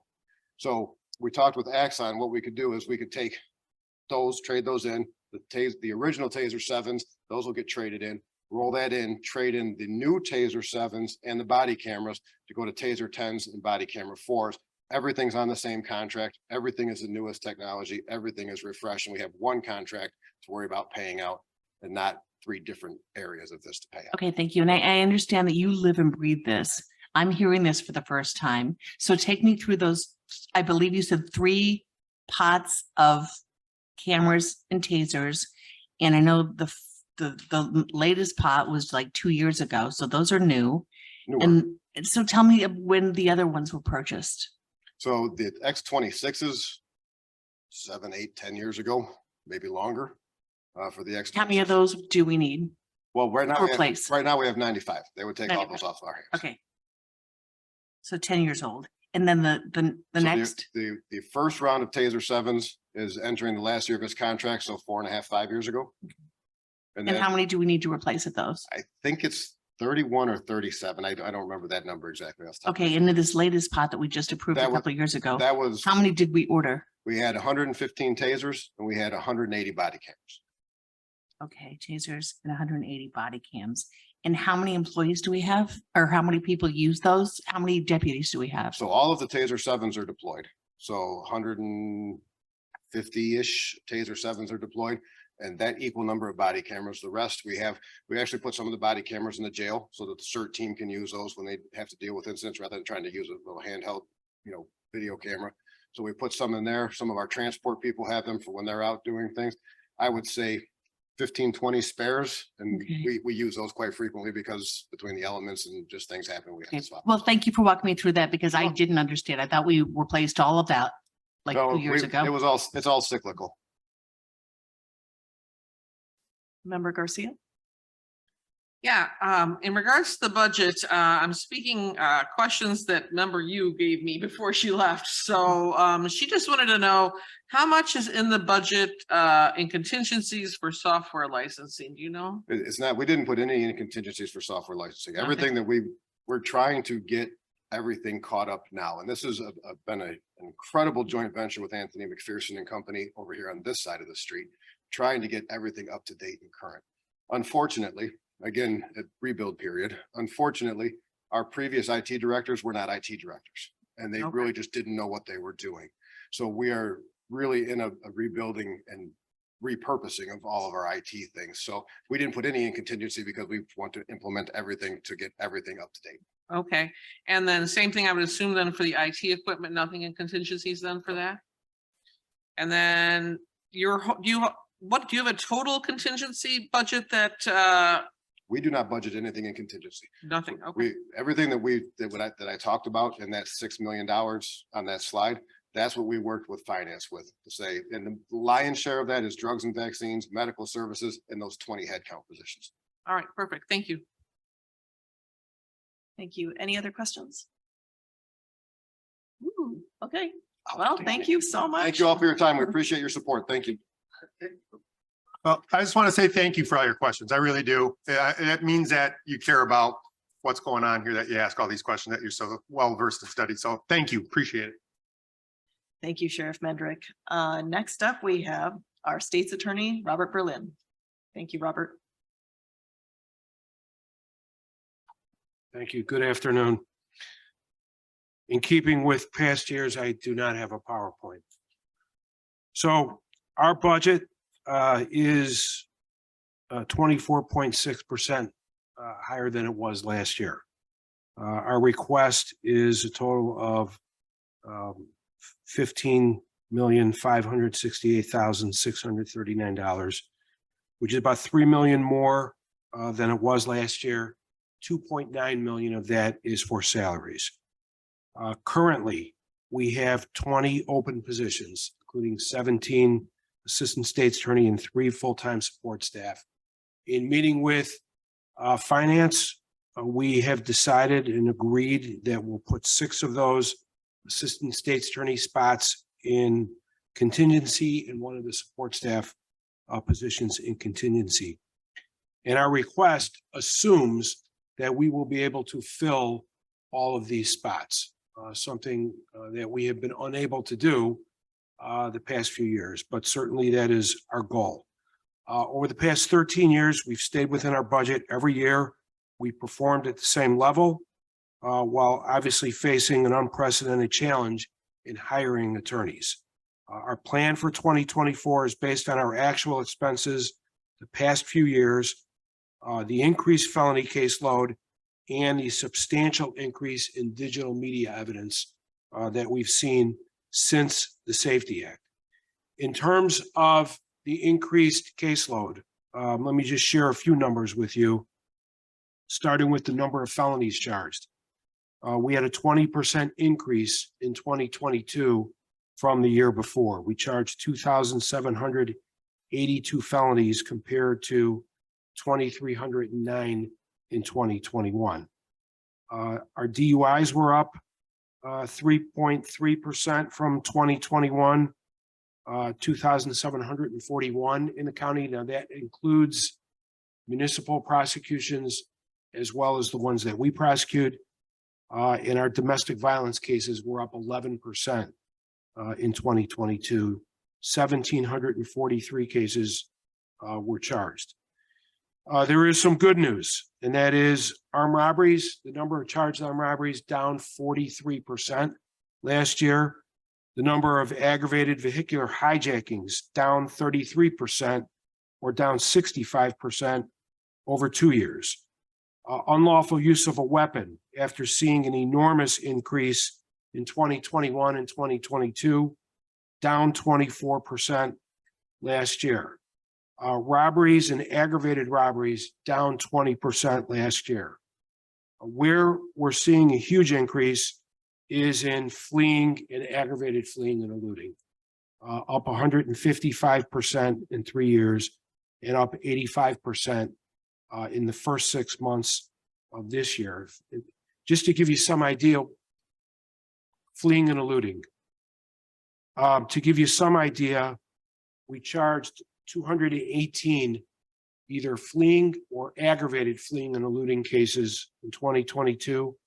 And in the first 6 months of 23, we've charged 202. So we're almost where we were a year ago. We're basically on pace to double that number. It continues to be a huge problem. But we've made obviously tremendous progress in reducing violent crime, which I absolutely attribute to the job that my attorneys are doing in court every single day, as well as some of the sentences that we're seeing. There's no question that it is a deterrent and that it's actually working, reducing crime. In terms of the total number of pending cases, we have 2,728 felonies that are pending right now in all of our felony courtrooms. That's up 3.2% from last year. However, it's down 6.9% from 2021. So we've begun to make a huge dent in the backlog that we saw due to COVID, when all of our courtrooms were pretty much shut down except for emergencies. Heroin, fentanyl continues to be a huge problem. The number of possession cases was down slightly last year, so I'm hoping that that is a trend. But good news is our focus courtroom for the first-time drug offenders, we have 1,285 cases in there. They continue to do outstanding work in getting defendants treatment and getting them back into the community, ultimately with these cases being dismissed and expunged. We had an increase in juvenile delinquency cases last year, 27% increase from 2021. So we charged 288 delinquency petitions, up from the year before, as I said, but still a fraction of the 1,100 delinquency petitions that we filed back in 2005. The reason for that is we do a lot more diversion and out of court with our juvenile cases, and we have incredible success. No question, we have the best juvenile probation department in the state of Illinois, and they do great work. Firearm restraining orders, we have filed 19 so far this year. Statewide, out of 374 total firearm restraining orders in the state of Illinois since the inception of the law, DuPage County has filed 95, which is 25% of those. So we continue to lead the way when it comes to firearm restraining orders. I do want to talk just a little bit about our specialty courts and our diversion court. We have now accepted 447 cases into our diversion program. This is for first-time nonviolent felons. If they are accepted into the program after appearing in front of a citizens panel and they complete the program, they can withdraw their plea of guilty and the case is dismissed and they get an immediate expungement. 332 defendants have successfully completed the program, and we have a 95.5% success rate. Our drug court has over 80 cases in it, same with MyCap, which is our mental health court, and also our veterans court. All of those are incredible diversion type alternative restorative justice programs that have been hugely successful, allowing us to put resources into violent crime. On the civil side, and I know this was mentioned earlier, I believe Member Desart, you brought this up with mental health. Mental health cases So far this year, we have a 10.5% increase in the number of cases that are coming in. We had 715 in 2022, and through July 31st of this year, 461 so far. So it continues to be a huge issue in the community. Is in conclusion with the state's attorney's budget, I'm going to talk about the Children's Center in a second.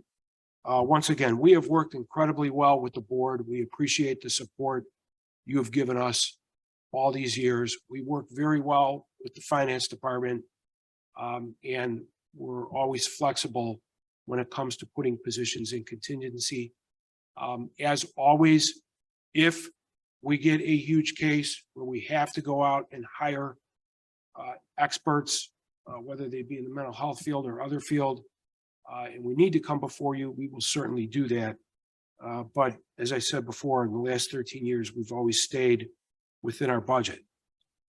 Moving on to the Children's Center, our budget is a slight increase, well, 20.7% actually over last year. Almost all that money is for salaries, and that includes all positions being funded, but we are asking for one additional investigator. And the reason for that is this. In 2019, actually let me start with 2020, we accepted 284 cases. That number went up to 323 in 2021. And last year it was up to 367 cases accepted, 330 sexual abuse, 37 physical abuse. So that's a 13.6% increase over last year.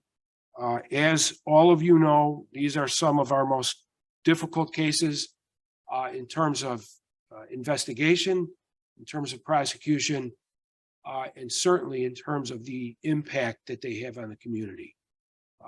We have an outstanding Children's Center. We've got some incredible investigators over there now. We finally found another Spanish-speaking investigator who we just hired. She's doing an outstanding job. So we have 2 Spanish-speaking investigators. And as you know, we take almost all of the sexual and physical abuse cases against children in the county. We have agreements with all the police departments. So we're continuing our maintenance contract with Cellbrite, which allows us, when we get search warrants, to get into a cell phone, which contains a tremendous amount of evidence. But we will continue, obviously, putting our best attorneys and our best foot forward when it comes to those kinds of cases. I would be remiss, finally, if I didn't mention our child support division, which once again leads the way in the state of Illinois in collecting unpaid child support, somewhere between $30 and $40 million again this year. And it just has a tremendous positive impact on the community. When we're getting single parents the money that they are due and we're able to get that money to them, it just is a huge help, and that is funded through the state of Illinois. And we're down to 3 attorneys doing that work. So in conclusion, I know it was mentioned earlier, September 18th is coming up. We're ready. We've been ready. We continue to have meetings with Chief Judge, with Jeff York in the Public Defender's Office, as well as Candace Adams in the Circuit Court Clerk's Office. Everyone has worked incredibly well together, getting all the forms, the motions ready to go. And there's no question in my mind that we are prepared and we'll be ready to hit the ground running come September 18th. Thank you, Mr. Berlin. Any Sure. questions? Member Guston. Bob, thank you very much for your presentation. It's a lot of information, a lot of data. I was scribbling the whole time, but thank you so much for all your hard work through your department. I truly am impressed by the child support numbers. I will tell you, way back in the day, they didn't have agencies or government entities to get child support. I was a victim of one of those, that I didn't get the child support. So it makes a big, big difference in a family. So thank you to those 3 attorneys and your staff that are doing that diligent job. The other one is I have a question about the mental health portion that you talked about. And will you be working with, or is it appropriate to work with the DuPage Health Department, which is going to have the DuPage Crisis Center, which is going to have a whole area for mental health? Is there going to be some relationship between you and that agency to be able to facilitate needs of individuals that, are having a difficult time? Absolutely. We have great communication with our health department. And the referrals can come into our office anywhere. They can come in from the health department, they can come in from the police department, or they come in from citizens who live in the county. But yes, that absolutely will continue. We expect to see more of that. Thank you. Member Desart. Thank you. I just have a comment and then a question. My comment is that I think your offices run beautifully. And a couple of weeks Thank ago, I commended the Assistant State's Attorney Alyssa Robolinski for having a creative way just to solve a problem regarding animals. And I think that says a lot about your leadership, that you allow your Assistant State's Attorneys to think outside of the box and do creative ways of jurisprudence. My question is, you said that you're ready for September 18th.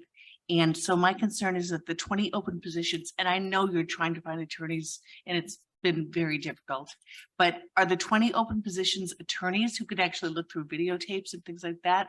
Or are they 20 open positions throughout your office? I mean, do you have enough attorneys to handle the Safety Act? That's my question. Thank you. So the additional attorneys, if we're able to hire them, would certainly just ease the caseload for each individual assistant. We're still getting the job done. Our attorneys do what they have to do. If you come in on a Saturday or Sunday, you're going to see quite a few of them here. If you're here at 9 o'clock at night, you're going to see quite a few of them here. See, and just that's the my challenge, dedication. Bob. I don't want to see your attorneys be, get burned out. Neither do I, but we're doing everything we can. Now, we have 3 law students that just took the bar. Hopefully they all pass, and we've hired them as interns right now. They will be brought on as assistants. And we have 1 more attorney who's already licensed, who's in the pipeline. So we are actively recruiting. We're in all the law schools. We were at the Minority Law Fair trying to recruit attorneys. So I'm hopeful with the salary increases that number is going to improve. Member Ozark. Thank you so much for your presentation, and I concur about how you run your office, especially during these challenging times. We learned earlier today that you were paying your interns, and I just want to commend you for that, because interns, especially law students, should be paid. I think it's a great idea. So hopefully that will sweeten the deal. But thank you very much. I appreciate that. It's at the 7-Eleven, the ones who have their 7-Eleven license are getting paid. And yeah, I think it makes a big difference. Could you explain 7-Eleven? 7-Eleven, brought it up. it's a Illinois Supreme Court rule. 7-Eleven allows law students who've completed 2 years of school Okay. to get a license where they can actually appear in court under the supervision of one of Okay. our attorneys. And they can put witnesses on and they can actually help try cases. So they have 2 years of law school under their belt. And Right. it is incredible experience for Oh, them. And that is, I will say, to your point, being able to pay them, we have developed a real good farm system with our summer Yeah. interns. We had a record number of interns this summer, most of whom want to come back. And not this year, but a year ago, we hired 10 of our law clerks from That's the year great. before. So it's a very successful Good return program. on your investment. Yes, I Okay. thank you Thank very you. much for supporting that. Thank you, Member Ozog. Any other questions? Okay, hearing none. Thank you so much you for very your much. presentation. And then next up, we have Jeff York from our Public Defender's Office. Thank you, Jeff. I do have a PowerPoint.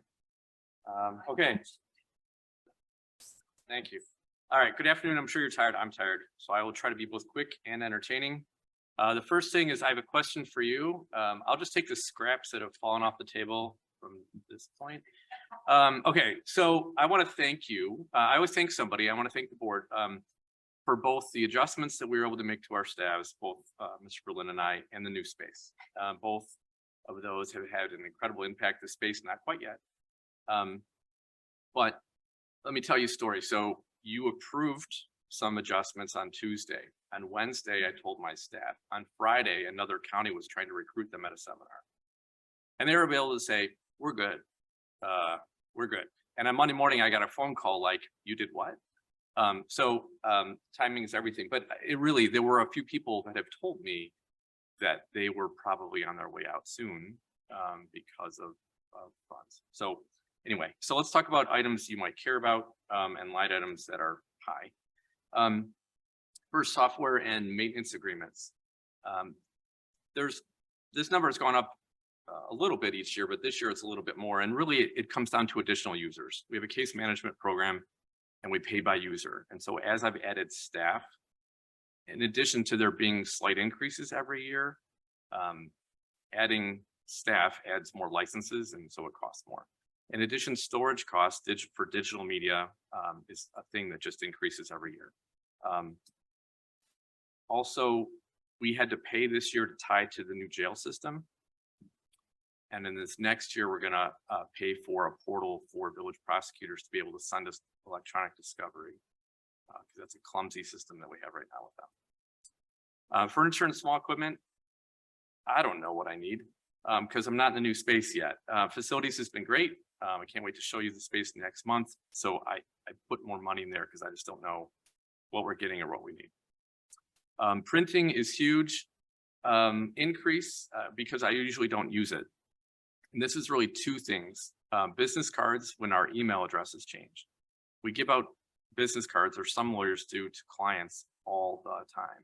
And so when the email addresses change, we're going to have to get new business cards for the attorneys. And also file folders. We don't buy folders for our files every year. We buy them every 3 or 4 years. As you can see, I haven't bought them in a while, but we're going to need to this next year. And we buy them in bulk. Interns. As mentioned before, interns are a thing. I'm a former intern here.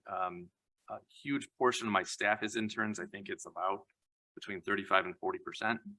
We added 2 more attorneys this year that were former interns this spring. We did start paying, as you heard this morning, and the state's attorney had to start paying too because we were. And we didn't have this in our budget, but paying has made a significant difference in both the number of people we had apply and the quality of people we had apply. We had a great group this year. We had 5 law student interns. We don't have a lot of space for them this year, but we had 5, and 3 of the 5 are coming back. 2 are coming back during the school year this fall. So I needed a budget for that this year because I didn't. Initially, it was 0 for the budget. The budget stuff you have will show 77,000 because I transferred that from the salary line item. So we're asking for money for that. That wasn't there previously. When I spoke to the board about the impact of the Safety Act a few years ago, I anticipated that we'd need 34 lawyers ultimately over the 5 or 6 years we were going to be adjusting to this. So I just show you where we're at. Oops. So currently I have 40 lawyers. We have a head count of 58, 54 of that is filled. And so it's gone up really 2021, I think is when the Safety Act was passed. So we've gone up 10 lawyers and I'm asking to go up another 7 now that we'll have some space to put them. So in talking like open positions, 2 are investigators.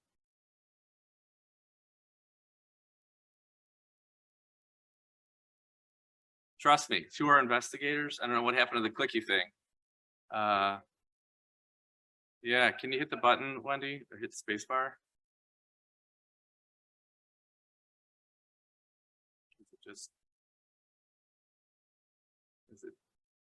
I know. Okay, well, two are investigators. One's a felony attorney and one's a misdemeanor attorney. I do plan on filling the misdemeanor attorney. I have an offer out there right now. But I'm gonna hold off on the two investigator positions right now because we can get away with it.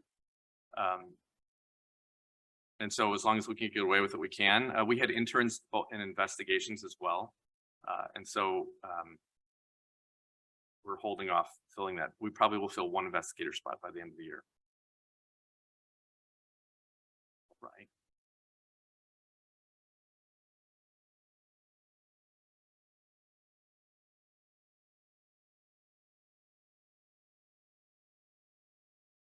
All right, you could just go to the next slide if you could. There we go. There, see, investigators. Okay, and then hit it again. Felony attorney, boom. Okay. Misdemeanor attorney. Okay, you can go to the next slide. Thank you. Okay, so in terms of new staff requests, I told you I was asking for some things for next year. We probably need one secretary to help with transcriptions. All these videotapes, a lot of the times the attorneys want a transcription of the discussion.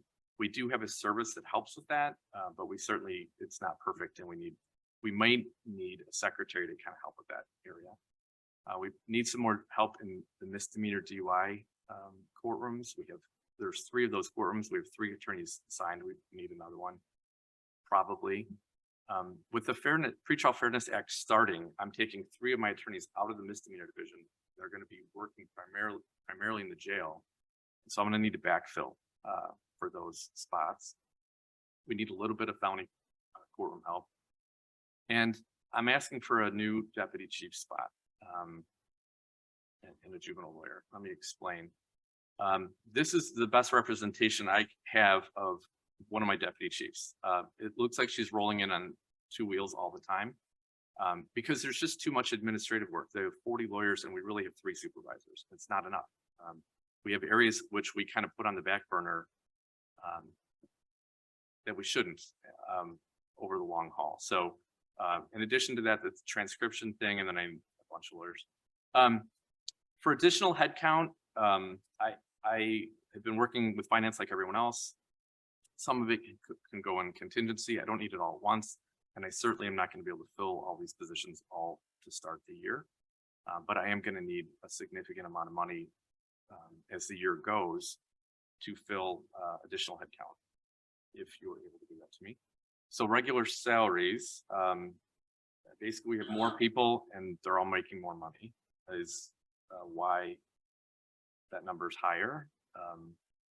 And I know that that's shocking, but that's where we're at. I'm almost done, I swear. Okay, so I need 6 additional headcount, a total of 6.8 million. It's an increase of almost 2 million. Almost all of that is salary driven. I agree with Mr. Berlin. Professional services is always a wild card. Finance even asked me about that when I was working with them last week. I don't know what case is going to come in that we're going to need a bunch of experts for. Some years we spend a fraction of that. Some years we blow through it. It really just depends on what cases come in. But I gave my best guess. I need to do at least one social media, not just a movie or TV. I'm not a cat. So good news, bad news. Late last week on Friday afternoon, I found out that I don't know how this works. I don't know what the rules are. I don't know where the money exactly is going, but the state is going to give DuPage County $113,000 for public defender stuff. Like I said, I don't know if it's a check's getting cut to me, if the check's getting cut to finance, if it's getting cut to the chief judge. That part we don't know. But there was $10 million set aside by the state to fund public defenders throughout the state. We got 113,000 of it. And so I know that's the number. I just don't know what the rules are and who gets suspended and all that stuff. Okay, any questions? Okay, we'll go member Guston and then member Ozog. Well, thank you very much. It's a very good presentation and you made me smile. So, and that cat image is just adorable. Your last statement about the state having $10 million, but you're only going to get $113,000. what can be done to make that more fair? Or is it fair? Okay, well, yes, so this has been already since Friday afternoon, a well-discussed topic with Judge Popejoy and myself. I will tell you that, so $10 million got allocated by the state. That's never happened before. The Administrative Office of Illinois Courts was charged with distributing that money with no guidelines. They worked with numbers based on both poverty and case filings. And it was some kind of math formula. I asked, before they had guidelines, I suggested guidelines. And my suggested guidelines would have gotten us about $1 million. They didn't like my suggestion. This time, although it's only 113,000, that's divided by, or that $10 million is divided by 102 counties. It's not, Cook County didn't get any money. There are a lot of counties downstate that are woefully underfunded. For example, if they want to use an investigator, they have to ask the judge on the case permission, and the judge has to approve it. I don't have to do that. I just use an investigator if I want to. We have it. Same thing with an expert. They don't have a budget for that. They have to ask the judge, and the judge has to approve it. So I think this year, this is what how they've decided to distribute it. Each county got, I think, between like 90 and I want to say 130,000. So it's by county. So I don't know. I already have phone call into them of, so can we talk about this? My budget, my board has been incredibly supportive, and I don't want us to be penalized for that. Where you say, well, we're going to cut $1 million out of your budget and hope the state reimburses us. I will tell you that funding public defender's office throughout the state is traditionally been underfunded, and it's always been on the backs of the counties. And the state realizes that's a mistake and is trying to fix it. This is the first attempt at that, but I also don't think it's the last.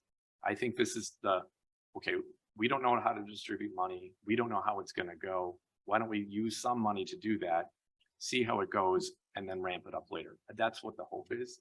I mean, you never know with the state budget, but that's kind of the thinking. Well, and you would think they would potentially do it by population. Right. Well, my math was very population heavy There you because go. we were the largest county eligible for money because Cook was going to be excluded. Yeah, because you're dealing with people. But yes, thank you very much. Member Ozog? This is the 5th presentation I've seen, and I'm sorry to say this, but I just look forward to yours above all others. That's why they put me last. Well, absolutely, and I'm still here. So Legally Blonde, Kill a Mockingbird, and Benny. I can't ask for more. I'm also married to an attorney, so I've seen all these movies. I do appreciate that. You do serious work, and I bet your staff appreciates some levity, but I just appreciate everything you're doing. And thank you so much. Thank you. Thank you. Oh, I have one other comment. Yeah. I'm not sure if you should use the phrase "get away with it." That might be problematic. Well, I'm a defense attorney. I mean, that's in a budget situation. That's Sure. Okay, all right. Member But thank Desai. you. Yeah, thank you. I just saw that Jason sent us last night the budget for the state's attorney, the circuit court, and the clerk and the sheriff's office, but I don't recall getting an email regarding your budget, Mr. York.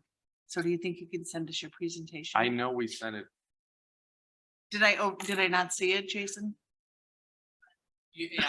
Yes, I'm sorry. I apparently attached the sheriff's duplicate wise, so at the end of this, I'm going to send everybody's presentations one more time. And happy birthday, by the way. Yes, happy birthday. Okay, any other questions? Okay, thank you so much, Mr. York. And if there's nothing else, do we have to do old business? Any old business? Any new business? Okay, without objection, we are adjourned. Thank you.